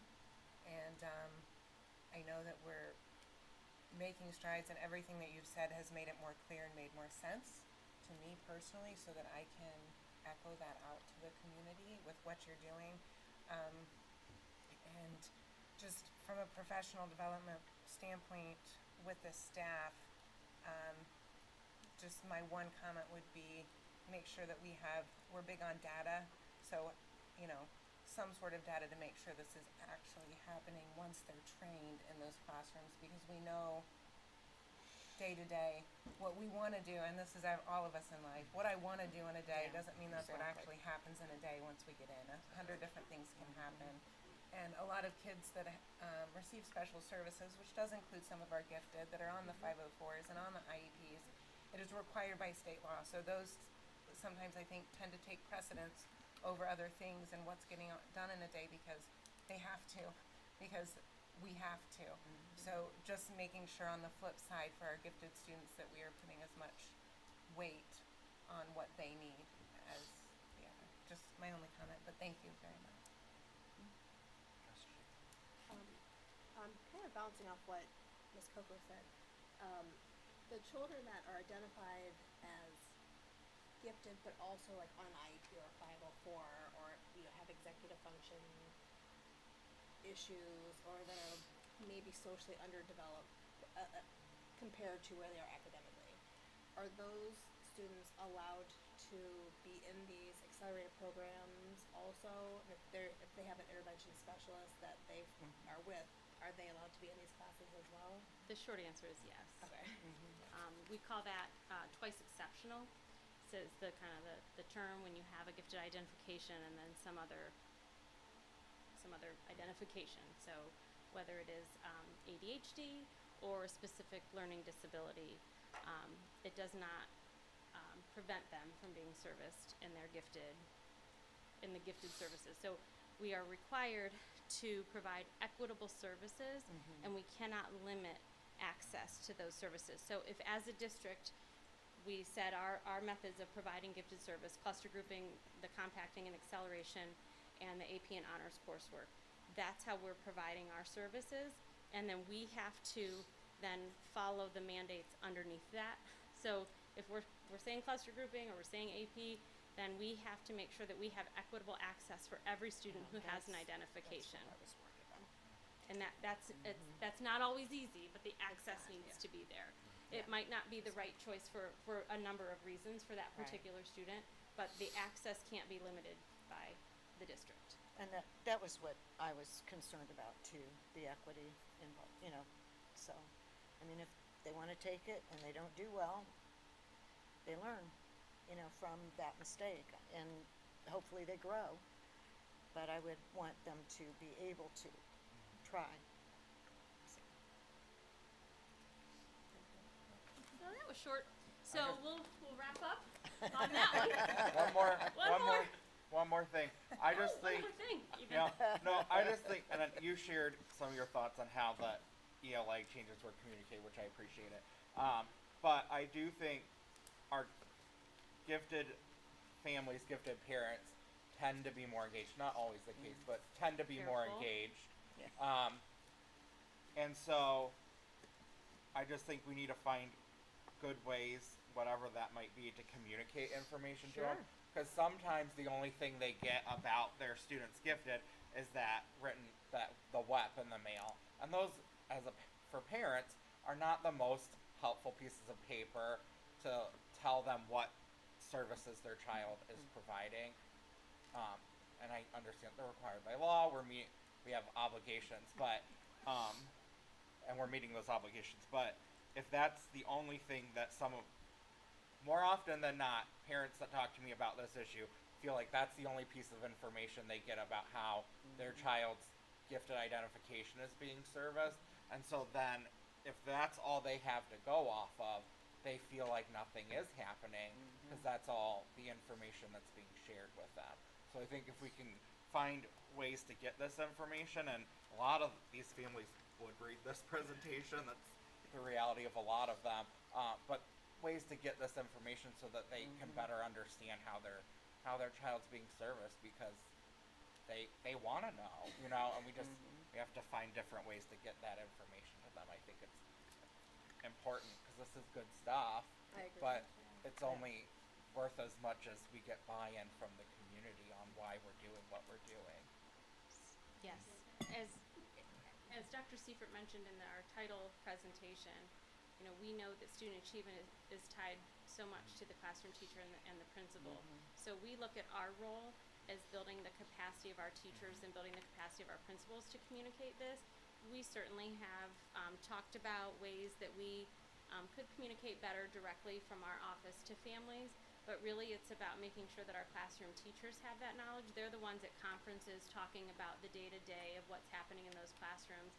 And so in our own kind of gifted audit of what we've looked at and ways that we want to improve, we've certainly talked about that parent communication piece, but also how that indirectly the communication needs to come from the people who are doing it. It's one thing for us to stand up here and talk all about, as I rattled off the content, process and product of differentiation. That's fine. Yeah. That's the book definition of it, but it's another piece for that classroom teacher to be able to say, this is what your child did that went above and beyond Right. the expectations of those standards. So that's where we want to put our emphasis for next year, is really on that coaching of the teachers to be able to speak to the differentiation that's happening in their classrooms. Because a lot of it is happening, not all of it, but a lot of it is happening, but they may not be articulating it in the right way to be able to allow the parents to see the enrichment that their child is receiving. I think that's the key. That's so important, is to help them realize that it is happening. Right. I think that's vital. Right, I would agree, because when, you know, I'd like asked. to add one comment in closing. I'm sorry. We don't teach a student because they're gifted. We don't teach them because they have some type of special need. We teach each child because they deserve to learn, and we teach the whole child. Right. So right now we're talking about this sliver of a child. We teach the whole child. And as pro as we are with gifted education, I mean, we are. We got the endorsement, you know, Julie's got the endorsement. We believe in it. I taught it for years. I believe in making sure that these students are serviced. But what I believe more is making sure that that whole child is getting a positive learning experience in the classroom. So when we do a presentation like this and we're talking about a sliver, that's all that is. It's like the color shirt that child wore that day, right? We want to make sure that we are teaching that whole child. And being gifted is a piece, but it's certainly not everything that makes that child special. Well, no, and I think we would all agree with that. But what I don't want to hear is from a teacher saying, well, I teach all my kids like they're gifted. And that's what I was hearing. So she teaches them all the same, but she teaches them all on a high level. I don't want to hear that either. I just don't. But, you know, okay. So I think our message is, So- if there's resourcing needed for this sliver of our kids, to make sure that we're communicating about this sliver, is that we want to support that as well, because that sliver of a lot of parents' kids isn't being talked about to them. So we want to make sure we're talking about this sliver as well. Right, So, right. And I agree with Yeah. you. Yeah. All right. number 7, elementary science curriculum. Dr. Cruz, Dr. Seifert, and special guest, Dr. Zunder Sakic. Dr. Zunder Sakic. Thank you. It's amazing. This is work that was started well before my time. So, This is fun stuff. oh, it's It amazing. is. I love it. I do. That was completely. Did that sound right? No, you got this. Okay, all right, Yes. excellent. All right, so 2 weeks ago, we began preparing some information for everybody about the science adoption that we've been working on. And today we'd like to extend that information and give you some examples of the resources that our teachers worked so hard to select. So I'm going to introduce Dr. Missy Zender, and here she goes. First of all, I'd like to just say I am so privileged to be here tonight. I kind of owe this all to Amy and also to Rachel. I also feel pretty privileged and special because this is like my 4th time up here in a 25-year career at the ESC. So it's exciting. I think my last time I was with Julie, and you know, Julie was really special. Julie did some amazing work at middle school. It's really changed some culture there, absolutely. And so to be able to now do that with grades 3 to 5 and take it back the other way, it's really special. I would, you know, be remiss if I didn't mention the committee. The committee was spectacular. I mean, they are just the momentum that they provided, and also just the dedication. I mean, these guys gave up countless time after work. I'm sharing some pictures that are actual pictures of people on the committee and things they've done for science and STEM in the district. And I believe that they would do anything, give up their families after school for many hours to be able to be there for us. And it's really special, even Leslie's here tonight, so it's kind of nice to see them. And they were there too. I know this process got a little postponed this year. I had a family death. My father passed. These guys were there for me even through that, especially Amy and Rachel. So it did push it back. I apologize to the board, but that was part of the process as we went on. So once again, just, they live and breathe it. Chris Teeter, Meredith Koch, I mean, she's lizards galore in her classroom. These guys live it. Heidi Short, you know, we always say that this is our most amazing thing, that if you can be actively doing something, you're gonna notice that that time doesn't pass. So these guys, they're all really special to me. They believe in the nature of science. They believe in process. They look at the standards and say, hey, we want to put this into practice. We know that this is an endeavor of humans and that this is how we advance in science. So they believe in the nature of science, the 4 tenets of the program according to the Ohio Department of Education. And I just feel really thankful for them. These are the things we've been working really hard on. Rachel was kind enough to forefront to share with you our focus on literacy and because we know that's part of the strategic plan, but then we also want to see those science process skills, both on the basic level, also kind of as a way of knowing. And Rachel had shared, I know, just when we're working with science, it's really hard to separate some of our other content areas, and we already talked about literacy. It's particularly hard to ignore how much math is involved. And there's 8 mathematical practices that our teachers work really hard. So those are beyond the standards that the teachers are teaching, but they're things like perseverance, selecting the right tools, making sure that the students are actively problem solving, making sure that they're taking those problems and connecting them to real life activities. So those are 4 of the 8 right there. And so when speaking about those, you can see that those are folded right into the scientific process. So I just want to bring that connection for you to see how the literacy, the science, and the math really are intertwined. So kind of being able to share out, the teachers looked at a variety of programs, keeping literacy at the forefront as well as hands-on science. The companies that they chose from are pretty much, they come kind of from 3 places, either National Geographic, which is sold by the company Cengage, or also the Smithsonian or the Lawrence Hall of Science. Those are probably the top 3 premier science organizations in the country right now for creating curriculum. Many of that is what changed culture at the middle school, especially the Smithsonian products. So I kind of share that out. For 2nd grade, we did a lot of literacy focus still. Rachel's kind of showcasing over there, and we're gonna leave these here for anyone who wants to look at them in the next 2 weeks. But with the 2nd grade materials and with National Geographic, you can kind of see the focus. There's leveled science readers for differentiation, multiple reading levels, but they also have those real world graphics, images of explorers, and there's a whole inquiry piece. So when you're looking at this, you're only seeing the text and the print materials. You're not necessarily seeing all the inquiry.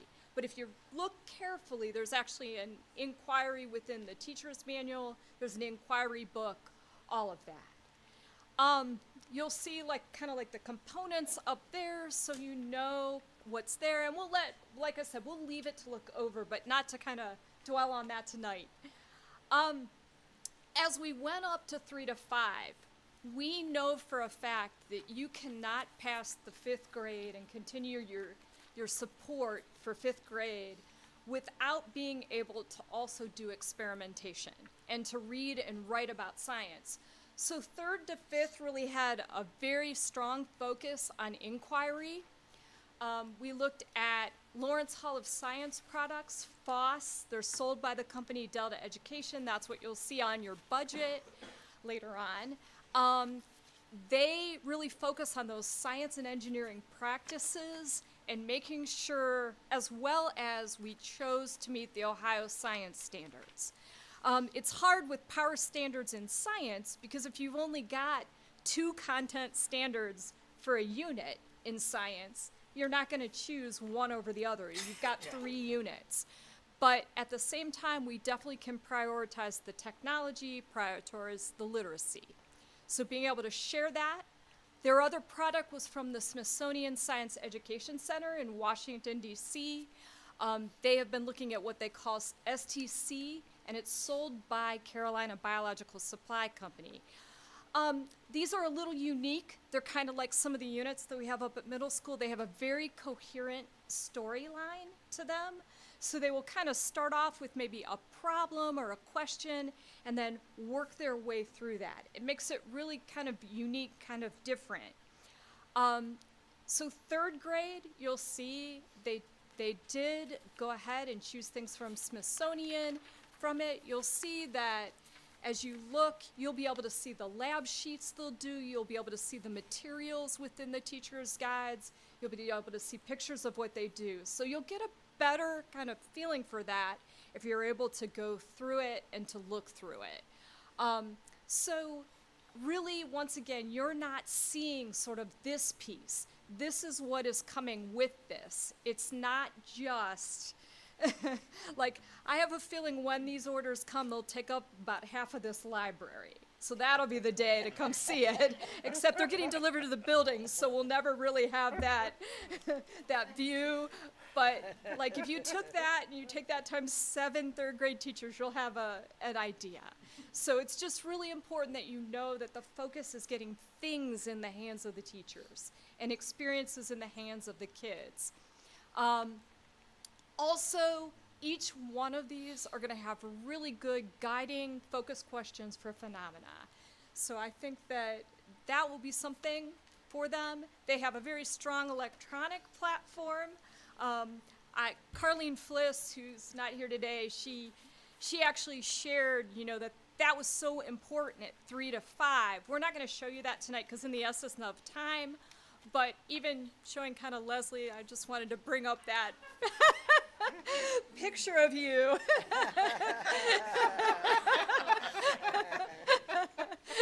She might remember. So, science and engineering practices, many of you have heard about STEM. Every single one of these will focus on those science and engineering practices. So super important. That is a goal of the district, and one of the ways we can support that is through our science classrooms.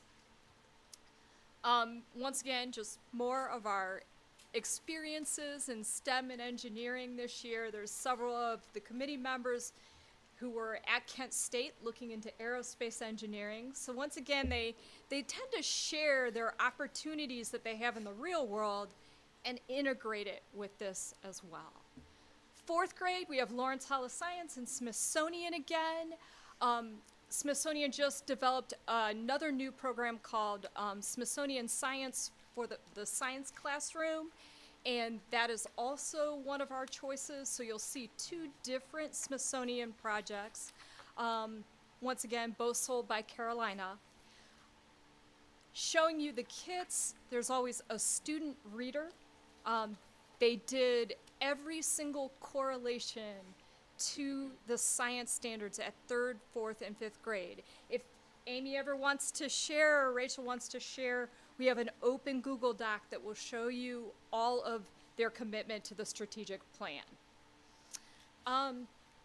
Just to continue to show you pictures of what they're really going to get, it's going to be like Christmas for them. So excited. 5th grade, we are going to adopt 3 of the 4 units. They haven't really created something new for their sound and light, so we're going to kind of continue to use what they're using to be fiscally responsible too. But I feel that the reading, the writing that they'll do will help support not only ELA, but also the science for the test. Some of these products are used in other districts as well. I know that up in North Royalton, they were saying that it improved their scores on their science test because it's these kind of materials. They encourage like thought instead of just that you can't really look up the answers to the things that are here just on the web. It's going to be something that's going to encourage thought and investigation. Flex is also a new one. You'll see multiple copies that look all alike, but looking at them, they're all different lexiles, they're all different reading levels for that differentiation. But the kids will all think that they're looking at the same thing, so as not to call attention to maybe someone that reads on a lower level. Also, assessment, very strong with embedded, informal, formal assessment. And, you know, they're just gonna think it's Christmas, like I said, I will keep saying that. And I think that I'll probably just, Leslie, is there anything you wanna share about the process?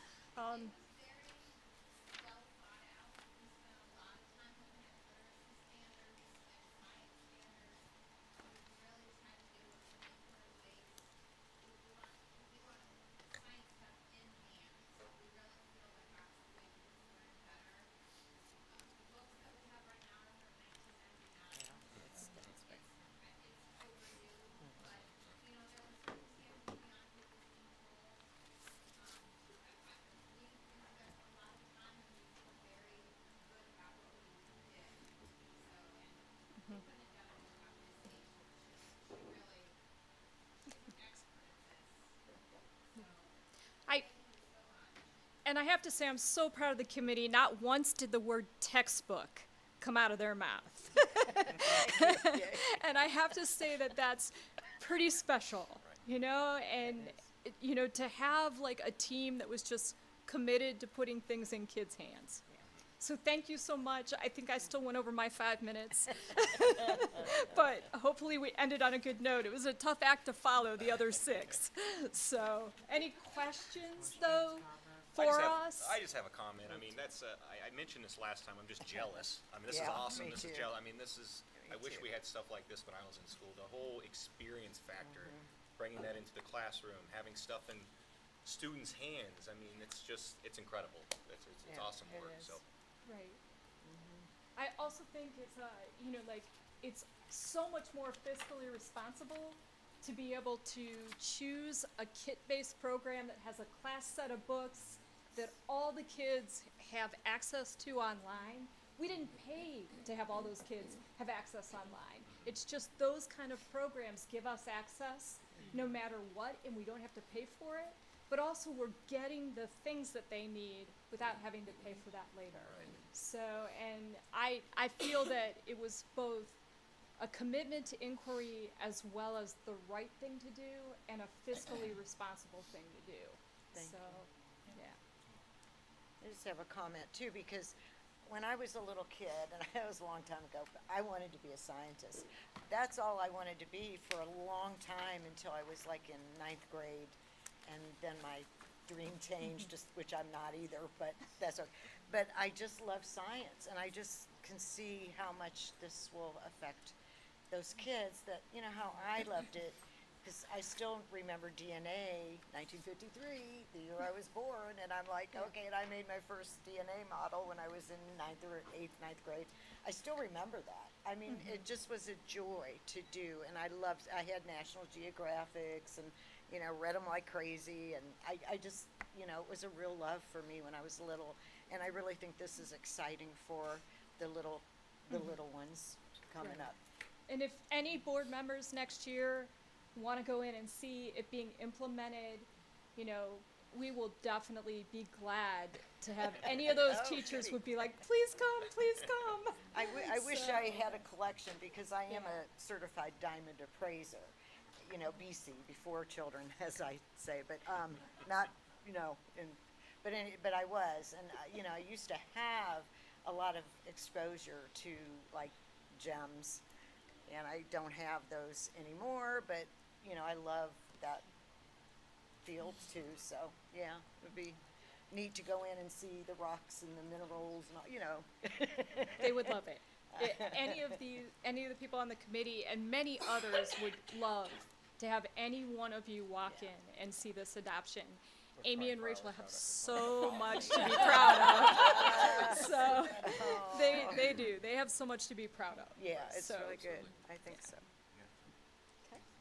Just thank you. This is so exciting. I love the differentiation in the books. Specifically, you said that someone that's at a lower level, the kids don't necessarily know that someone needs that little bit of extra assistance is absolutely amazing. And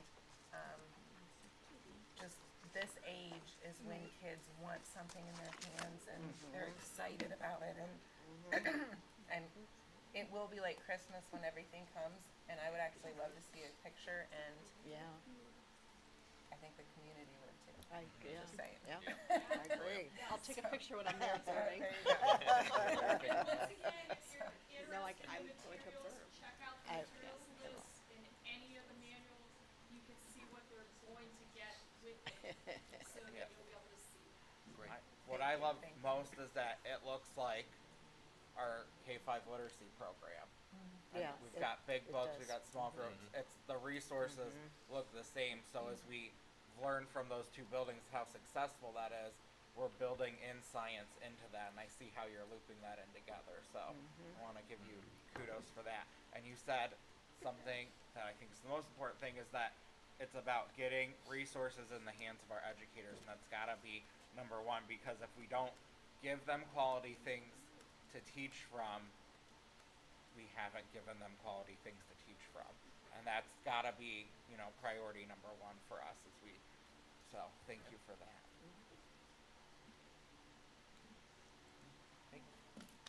Yes, yeah.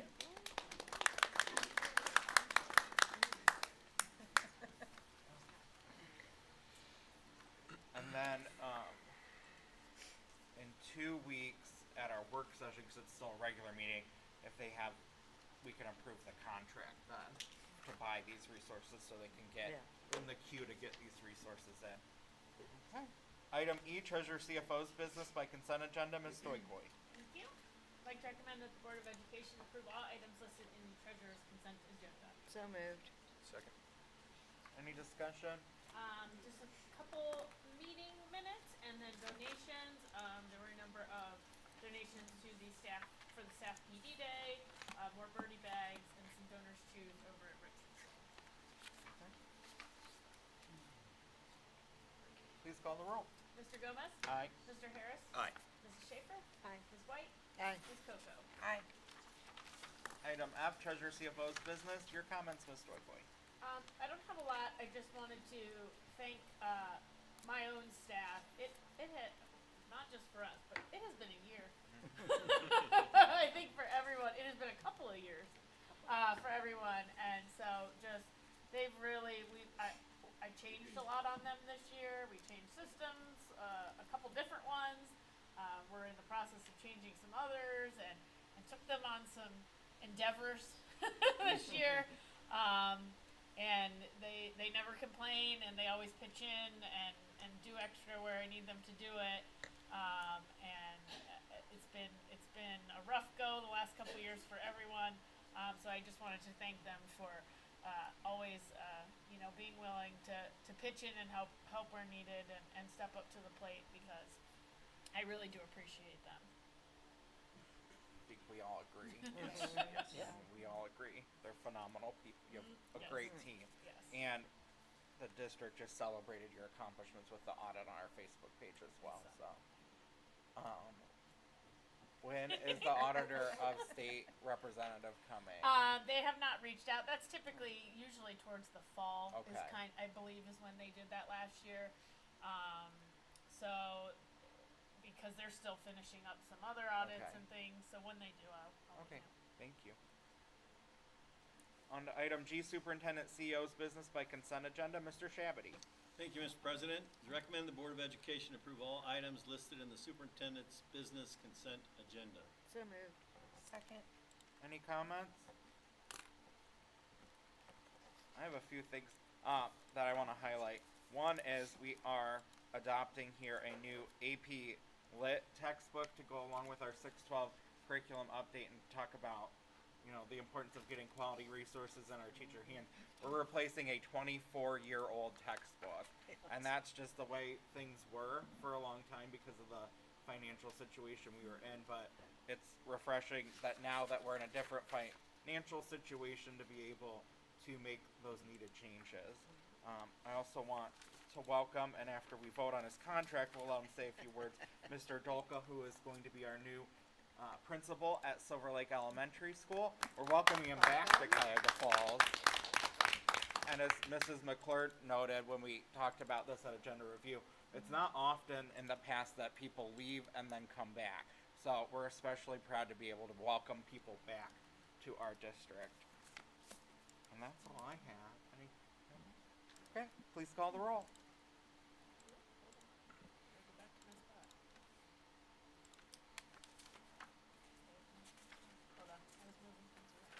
All right, Mr. Harris? Aye. Mrs. Schaefer? Aye. Ms. White? Aye. Ms. Coco? Aye. Mr. Gomez? Aye. Congratulations. If you want to come up and say a few words.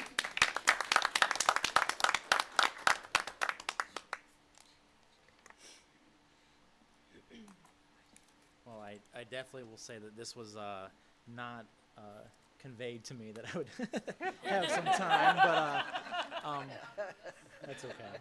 I just want to thank the board, and really it is, the question was asked, like, why, and when I thought about it and I saw the opening come up, I spoke with my wife, and we thought, hey, why not throw your hat in the ring? And when I thought about it too, and part of my answer was, it's like coming home. I spent 8 of my first 9 years teaching in this district, so when given the opportunity, I put my hat in the ring, and I think it spoke to me even more so when I was in the email thread that Ellen sent out, and some of the principals and stuff were saying it, and just seeing that welcome home, that just really kind of hit home for me, so to speak. So just thank you for that, and I'm ready to get to work to grow these little black tigers. So. You've got no less than 3 former Silver Lake principals in this room tonight. Big shoes. So you've Big got shoes. a lot of great resources. Yes, that you're big shoes to fill for sure. I think that would be a good. We got Lucas The question here. is why do they leave? So, So welcome. Welcome back. On to item H, Superintendent CO's business, Mr. Shabady. I recommend the first reading of the Cuyahoga Falls High School Student Handbook. And just remind board members, if you have questions, comments, concerns, etc., direct those to Dr. Cruz, and she can get those addressed for you. Item 2, your comments, Mr. Shabady? Just 2 things, really. I want to say, at least from our perspective in the central office, the end of the school year was very smooth. It was awesome to get around to all the different events going on. It's hard to keep up with them all, but one thing that stood out to me was the great parent volunteers that were at each building, and so that speaks highly, and we certainly encourage parents to maintain that contact with the school district and be involved. So those are both exciting and positive closures to the school year. Thank you. On to item I, board business. Number 1, policy approval adoption. It's recommended that the Board of Education approve and adopt the following policies, which were reviewed at the May 18th, 2022 Board of Education meeting. so moved. Second. Any discussion? Please call the roll. Mrs. Schaefer? Aye. Ms. White? Aye. Ms. Coco? Aye. Mr. Gomez? Aye. Mr. Harris? Aye. Thank you. Item 2, amend superintendent designee contract. It is recommended that the Board of Education amend the superintendent designee contract between the Cuyahoga Falls Board of Education and Dr. Andrea Selico. So moved. Second. Any discussion? So, we had previously approved 20 transition days for Dr. Selico, and so now we're adding 15 days onto that. I think, and most of our administrators would agree, she's spent more than 35 days already, and she'll continue to spend more than 35 days, so we're getting a bargain, but it's the right thing to do nonetheless. Okay. Please call the roll. Ms. White? Aye. Ms. Coco? Aye. Mr. Gomez? Aye. Mr. Harris? Aye. Mrs. Schaefer? Thank you. Item number 3, a resolution declaring it necessary to renew an existing levy. It is recommended that the Board of Education approve a resolution determining to submit to the electors of the school district the question of the renewal of an existing tax levy pursuant to sections 5705.194 to 5705.197 of the Ohio Revised Code. So moved. Second. Any discussion? This is just the first of 2 resolutions in order to put the emergency levy on in November. So it's renewing an existing levy for the same period of time, correct? Correct. Same amount, same period of time. After this, I'll submit this to the auditor to get the certification, and then we will have the next resolution at the 15th meeting.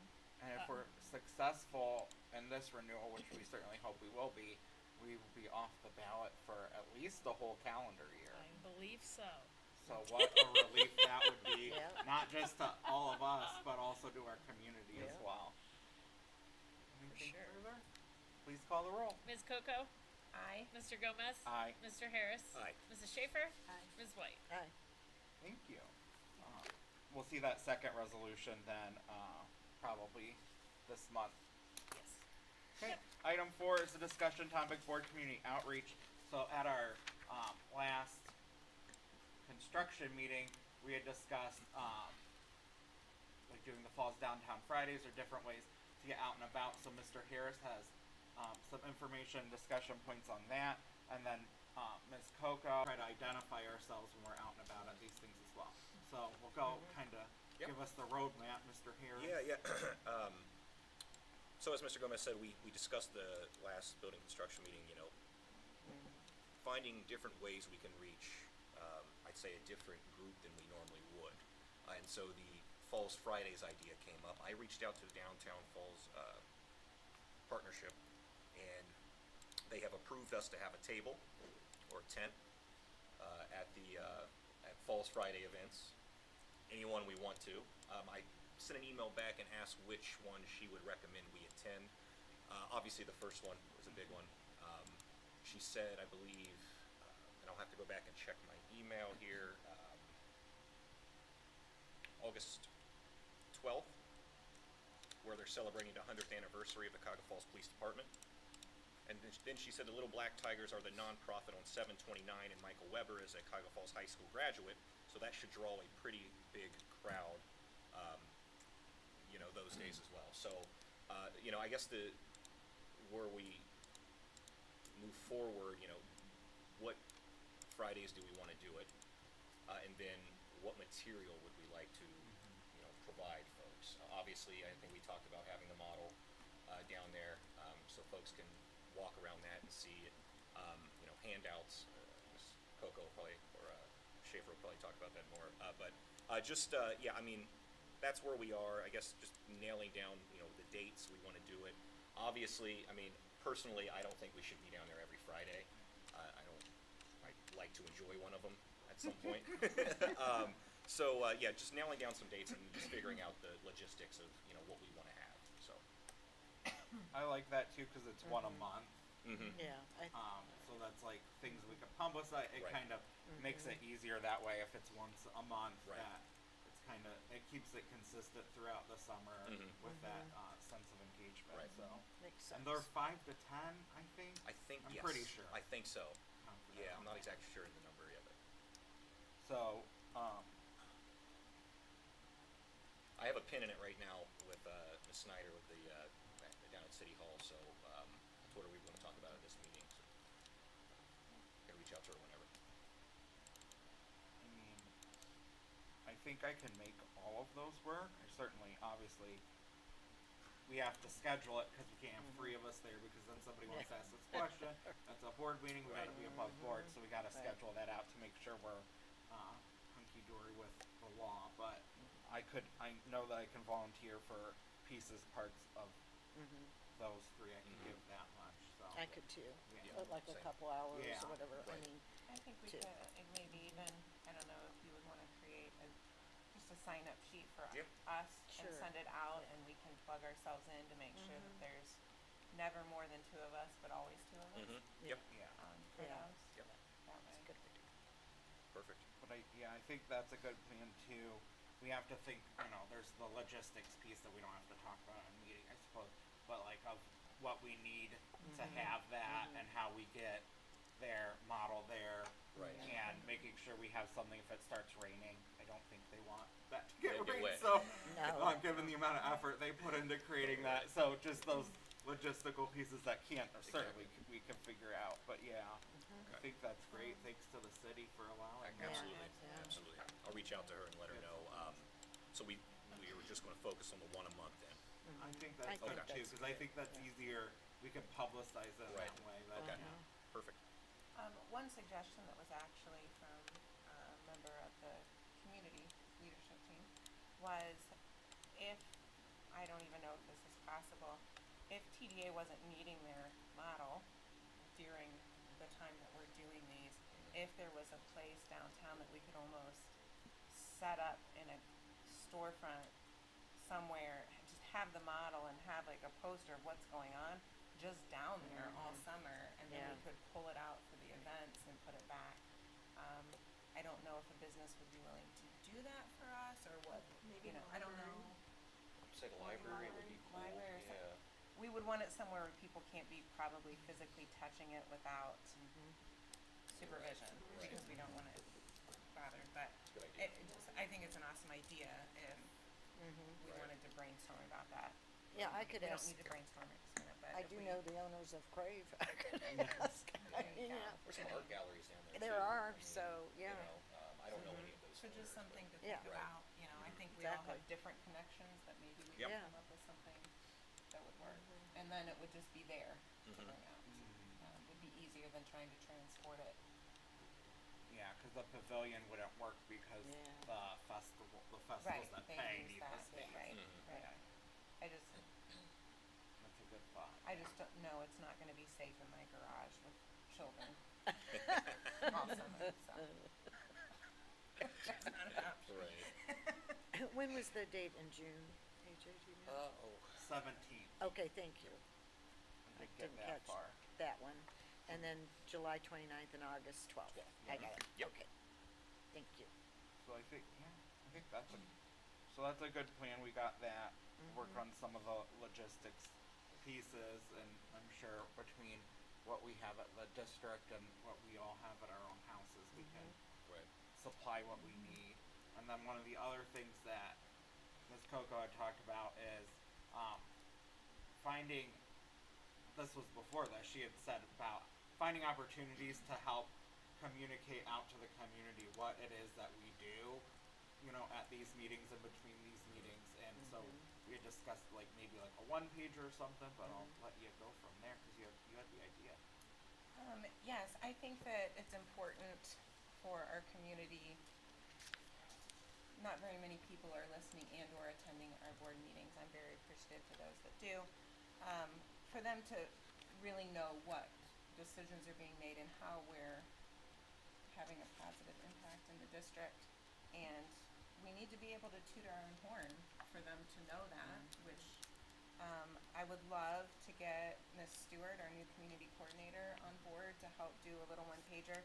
Maybe the best time to put that out would be if that last falls downtown Friday, unless we tried to get it out and get it in circulation at all of the Falls Fridays, maybe a good idea too. But I don't know, that might be kind of soon to try to get it done for the first one.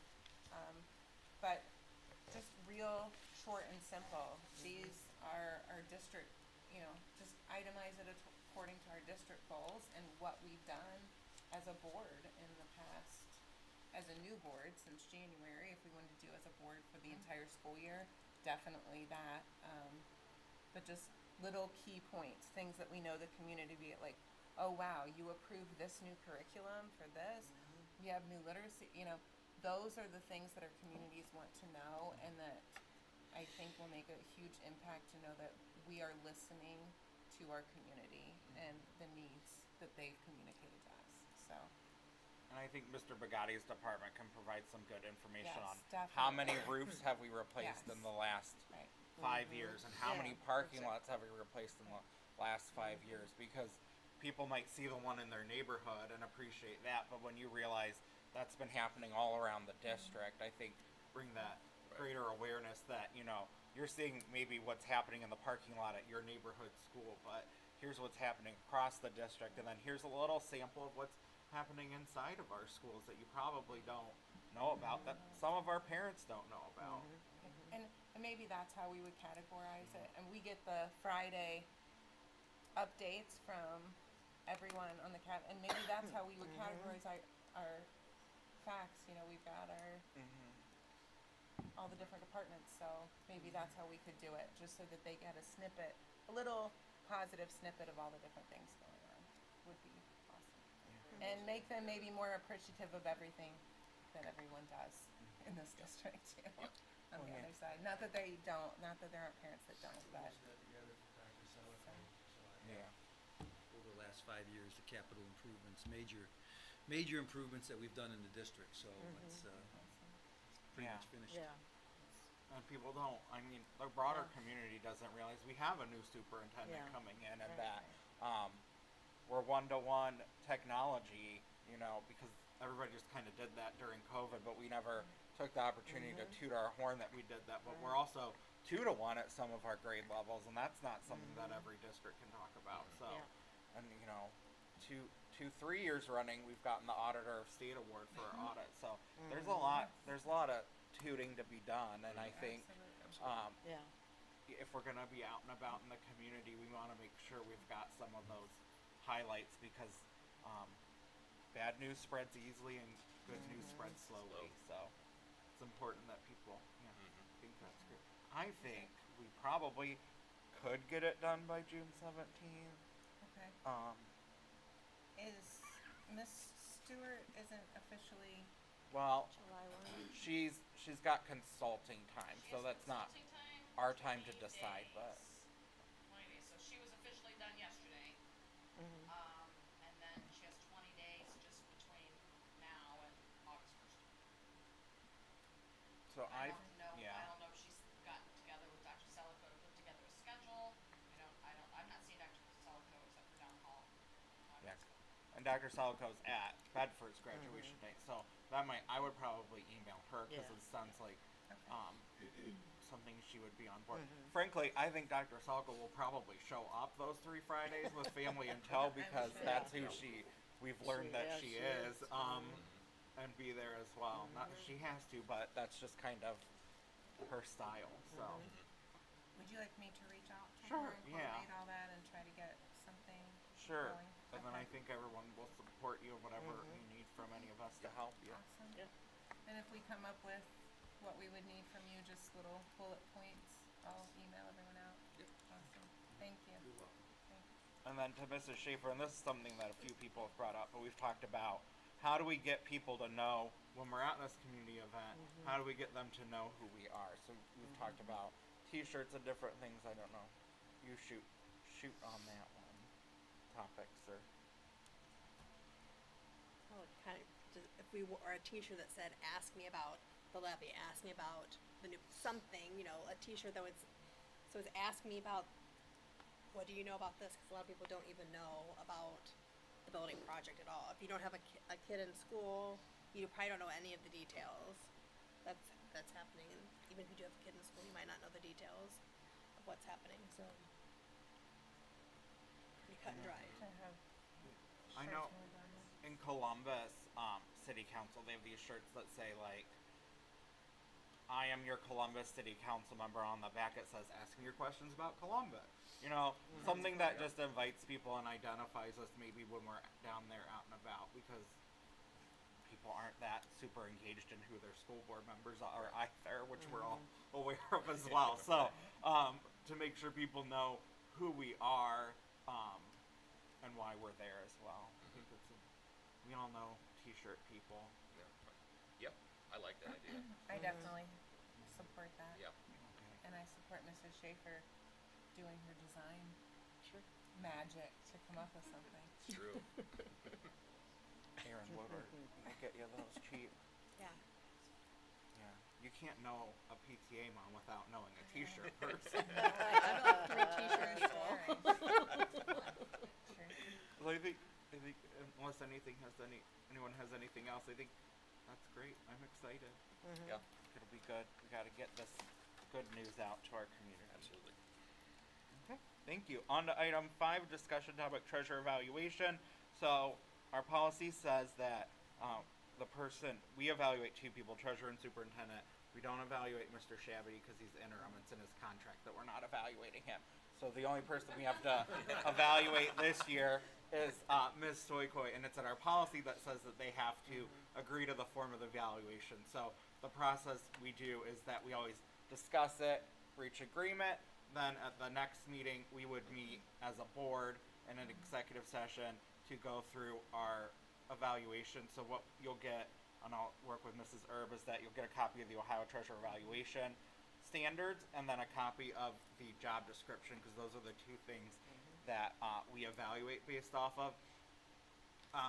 You think about it, you jot things down if you want to, and then in that executive session, we come to a consensus of the things we want to be in her evaluation, and then I type that up. We make sure everybody agrees that I capture that correctly. We send that to Ms. Stoikoi, and then at the next meeting, we have an executive session with her where we talk about those things, and then she will have had time to prepare what she wants to share with us as well. And that's worked in the past, just making sure. Yep. It's been appreciated by that process. It's a little more time consuming, but it produces a cohesive result, and it gives them actual board direction as opposed to each of us in a different. We do the effort to come together first. So I will have Mrs. Erb provide that information for all of us so that you can start thinking of that, and then that would be at our work session. It'll be our last thing that we do before we adjourn is we'll have an executive session to do our work on that, and then at the last meeting on June 29th, we will meet with Ms. Stoikoi. Okay, that's that. Item 6, future agenda items. Anyone have anything? Our last meeting in June, we have Mr. Moyer coming to do his wrap up on our book study and his suggestions, and then I want us to talk about how we want to do Top Tigers going into the new school year, because we've done things differently because of COVID, and we changed it up, so I just want to have a little discussion to see how we want to do that going forward. And then in July, we're going to get some pictures and information, just how did summer school go, because we're doing things a little differently. And then July is when Mr. Hutch requested to discuss the website, will be in July.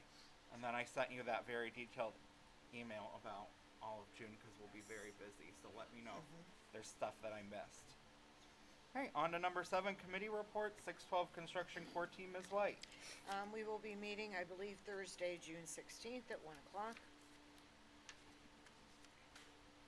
Okay, thank you. Alliance for School and Community Growth, Ms. Coco. No update since our last meeting. Our next meeting won't be until the fall. We did have a few of the Alliance for School and Community Growth committee members volunteer to be on the Business Advisory Council next year. So. Thank you. Athletics and Activity Council, Mrs. Schaefer. We are meeting on Monday. Thank you. Board Policy, Ms. White and myself. We approved the policies, and then we got the May update, so that'll be coming down the road at some point. We'll review that in Policy Committee and bring things forward. Business Advisory Council, Mr. Harris and Ms. Coco.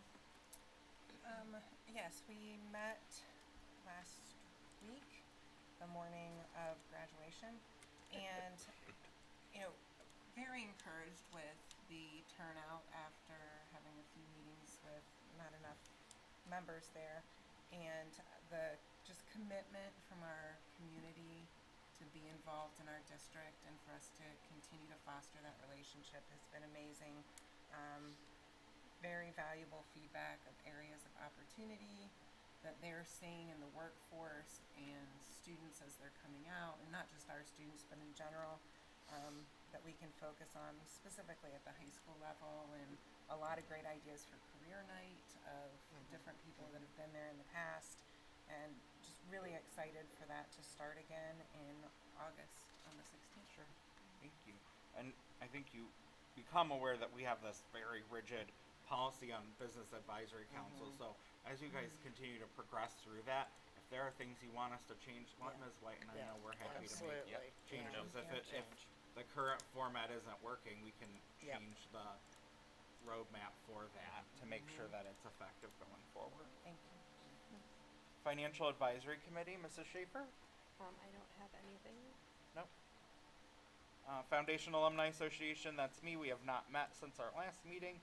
Legislative Liaison, Mr. Harris. Yes, keeping up with Columbus is just as stressful as probably being a representative in Columbus. The third set of maps that were previously struck down by the Ohio Supreme Court, then resubmitted for approval, were once again struck down by the Ohio Supreme Court. However, a federal court has ruled that those maps stand and will be used in November's election. Although approved by the higher court, these maps are still unconstitutional, in complete disregard to the will of the voters for fair representation.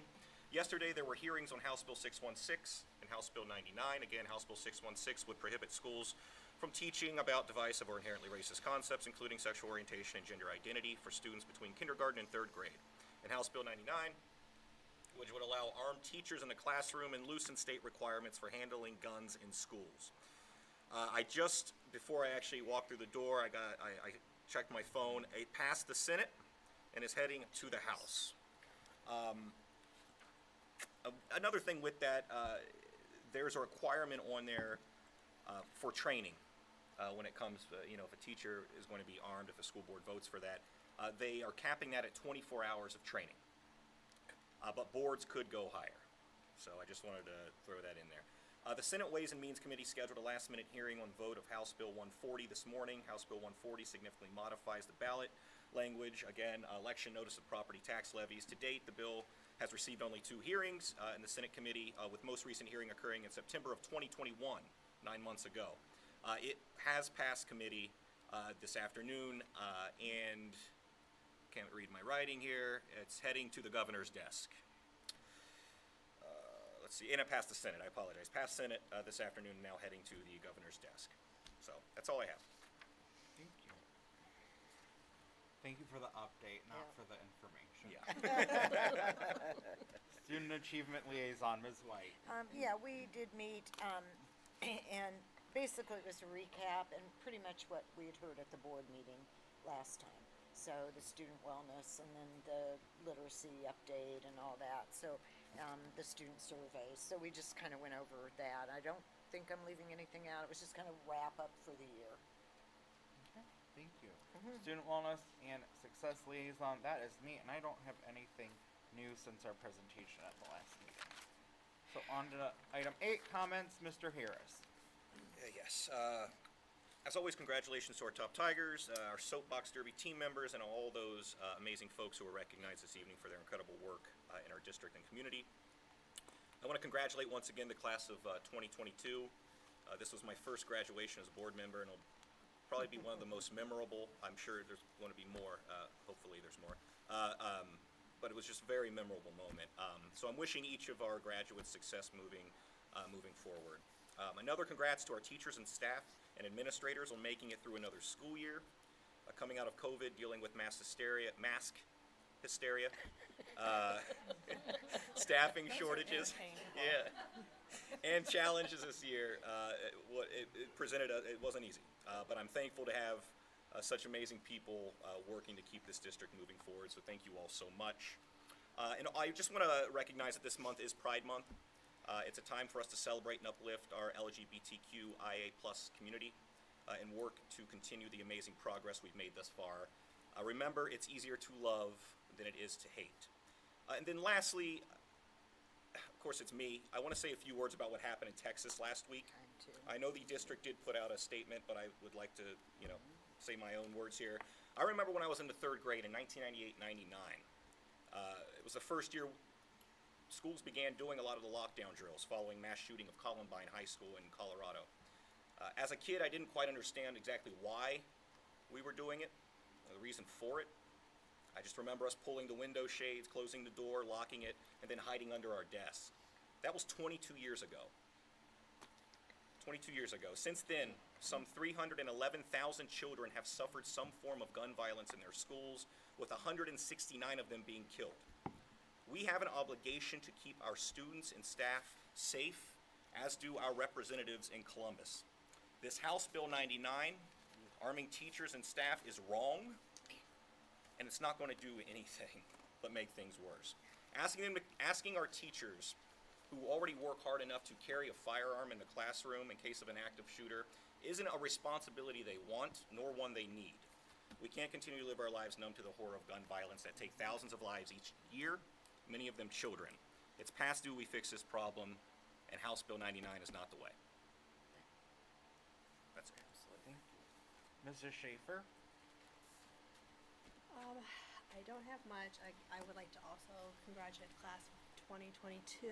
That was the first time I was on stage, not as a graduate.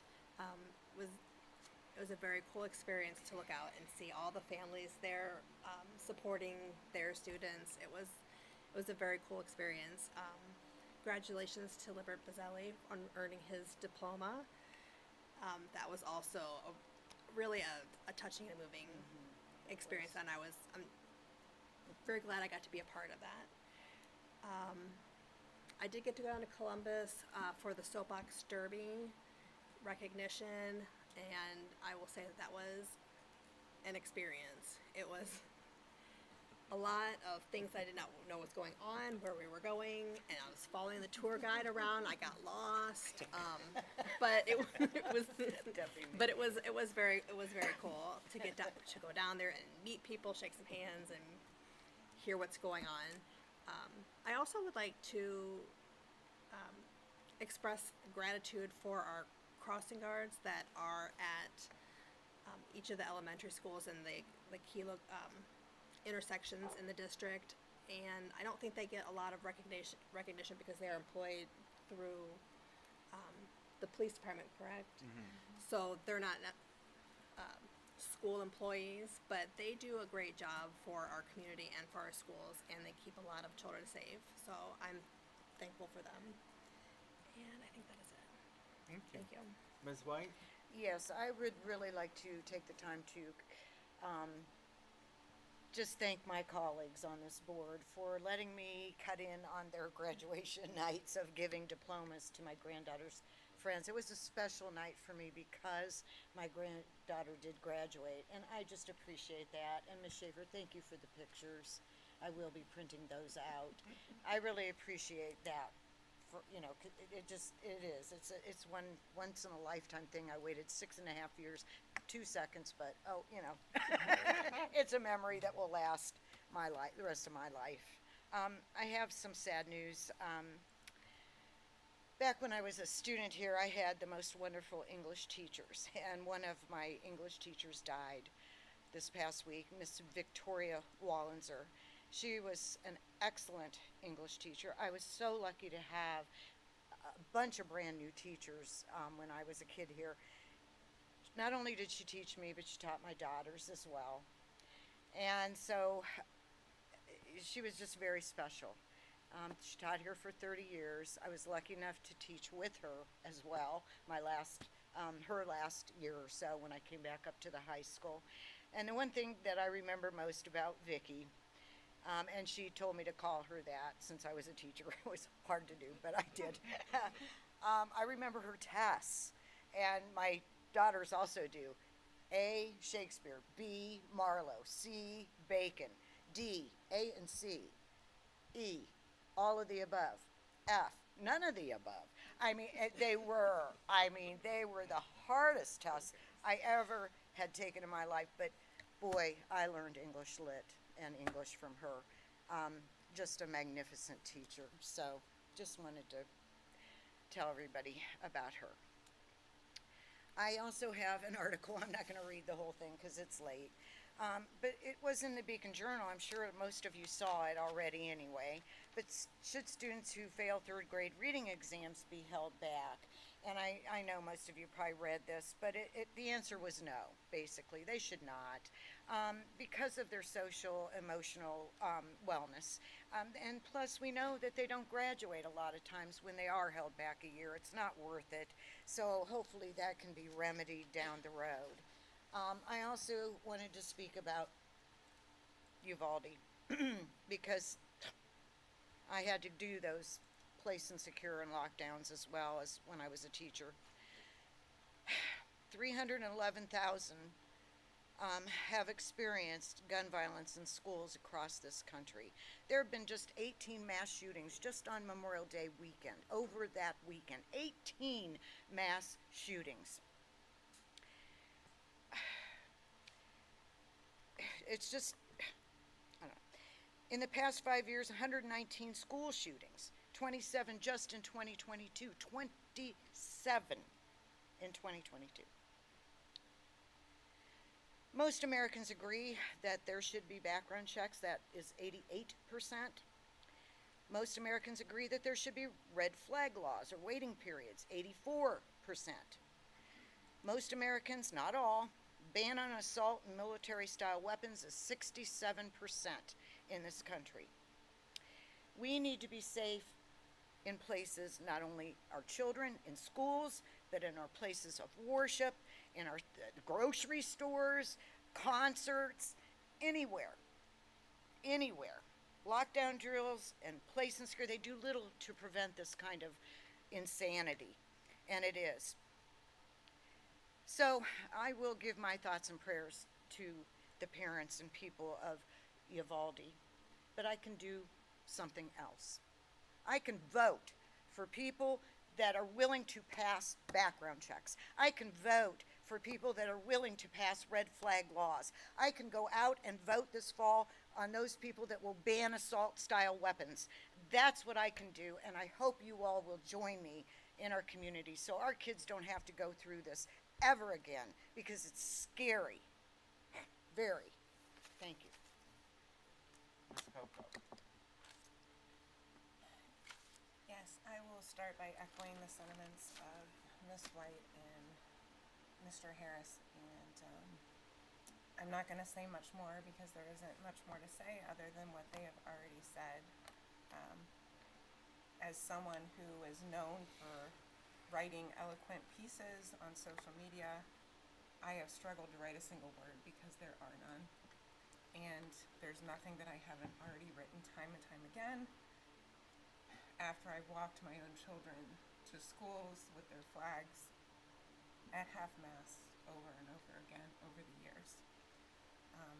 So yes, my thoughts and prayers are with everyone, but that's not enough. Congratulations to all the graduates. It was, again, my first experience up there as well, and just seeing these students that have worked so hard come across that stage over and over, and I was able to attend the rehearsal as well, and so I did a pretend giving out of diplomas, and Miss Bogdan was like, Miss Coco, do you want to leave? You don't have to stand up there the whole time. And I said, no, I'm getting to look in the eyes of every single student that's going to get their diploma tonight. This is exciting for me. And it really was, and just a testament to our pride here in this district for our Black Tigers was very evident that night and amazing. So congratulations to everyone. I was also able to walk in the Top Tigers Parade, Memorial Day. It was hot, but it was great and actually went faster than I thought it would. But it was a great opportunity to not only get to talk to the top Tigers from the year, but the parents as well. And I kind of maneuvered my way in and out, did a couple waves, not very Miss America-like, I'm sure, but I tried my best. But it was nice to get to talk to the different parents of the students that were walking as we walked that route. So it was a great day. And please read over the summer. Everybody please read. I've made it my goal to read along with my kids. If they're going to do summer reading programs, I'm going to hold myself accountable to do the same. So that's all. Thank you. I'm last tonight. There's so many wonderful things that happen in the last few weeks of school. An opportunity to pop out to several of them. Relay recess at Lincoln, where Lincoln Elementary School raised over $6,000 for the American Cancer Society. That's Big awesome. kudos to Yes, Mrs. that's Ward and those that help her organize that every year. I got to attend my first Bullet Gives Back event, and it's really an awesome event because they kind of randomly place the kids all across the 3 grade levels. So I was with Ms. Golick, the art teacher at Bullock, and we went to Western Reserve Hospital, and we had 6th graders, 7th graders, 8th graders. They didn't know each other at all. They were all very quiet at the beginning of the day, but by the time we got back from the hospital, they were all friends with one another, talking to one another. The true testament of middle school friendship, adding each other on Snapchat. You know it was for real. But I just got to see the power of what that day does, not just in giving back to the community, but connecting those students in a way that they might not have made connections. So it was really wonderful. Along with Mrs. Schaefer's at the Preston 4th and 5th grade recorder concert, and it was deeply entertaining. Graduation, of course, and then Price had a wonderful end of year event. I think they said they had over 300 people show up for it, so just a testament to our community. But I want to talk a little bit about what's going on in Columbus too. So on the same day that our legislators hold a hearing on House Bill 616, because they think the only thing teachers should do is teach their content material, they also have a hearing on House Bill 99 because, oh, but by the way, we also think that they should pack heat and be the school resource officers. Yeah. It doesn't make sense. It doesn't make sense. We can't have everything the both ways. Either we value the lives and the expertise that these people bring, or we don't. You can't in this room say this and in this room say that and act like one of those two things is the answer to all of the issues that people are facing every day in our buildings. And then, you know, the other thing they tell us is, well, we just had more resources for, social emotional learning. That would be success. But they're trying to ban social emotional learning in the state of Ohio. And they passed the funding formula that cut the funding we were receiving for those resources. So it's great for them to sit down there and act like we're messing everything up here, but they're trying to tie both of our hands behind our backs and then tell us to keep going. It makes no sense. I don't know what the answer is, but I'm also not in an office where I have to have the answer. So I don't have the answer, but somebody's got to have it somewhere. And could they just do something for Christ's sakes? Vote them out. Because it's not fair to Vote 'em out. young students to have to walk into an elementary school the day after another school shooting at an elementary school and ask them why they're not learning. It's not fair for our teachers and our staff to have to walk into school the day after another school shooting and tell them, just teach the content material. How people are feeling today doesn't matter. We can't have it both ways. So if people that have the power to do something could just do something and stop yelling at each other, I would greatly appreciate it. Maybe we could actually make a difference. But I'm also not going to hold my breath. So, with that, item J, adjournment, motion to adjourn. It's recommended the Board of Education adjourn this meeting. So moved. Second. Please call the roll. Mr. Gomez? Aye. Mr. Harris? Aye. Mrs. Schaefer? Aye. Ms. White? Aye. Ms. Coco? Aye. Thank you.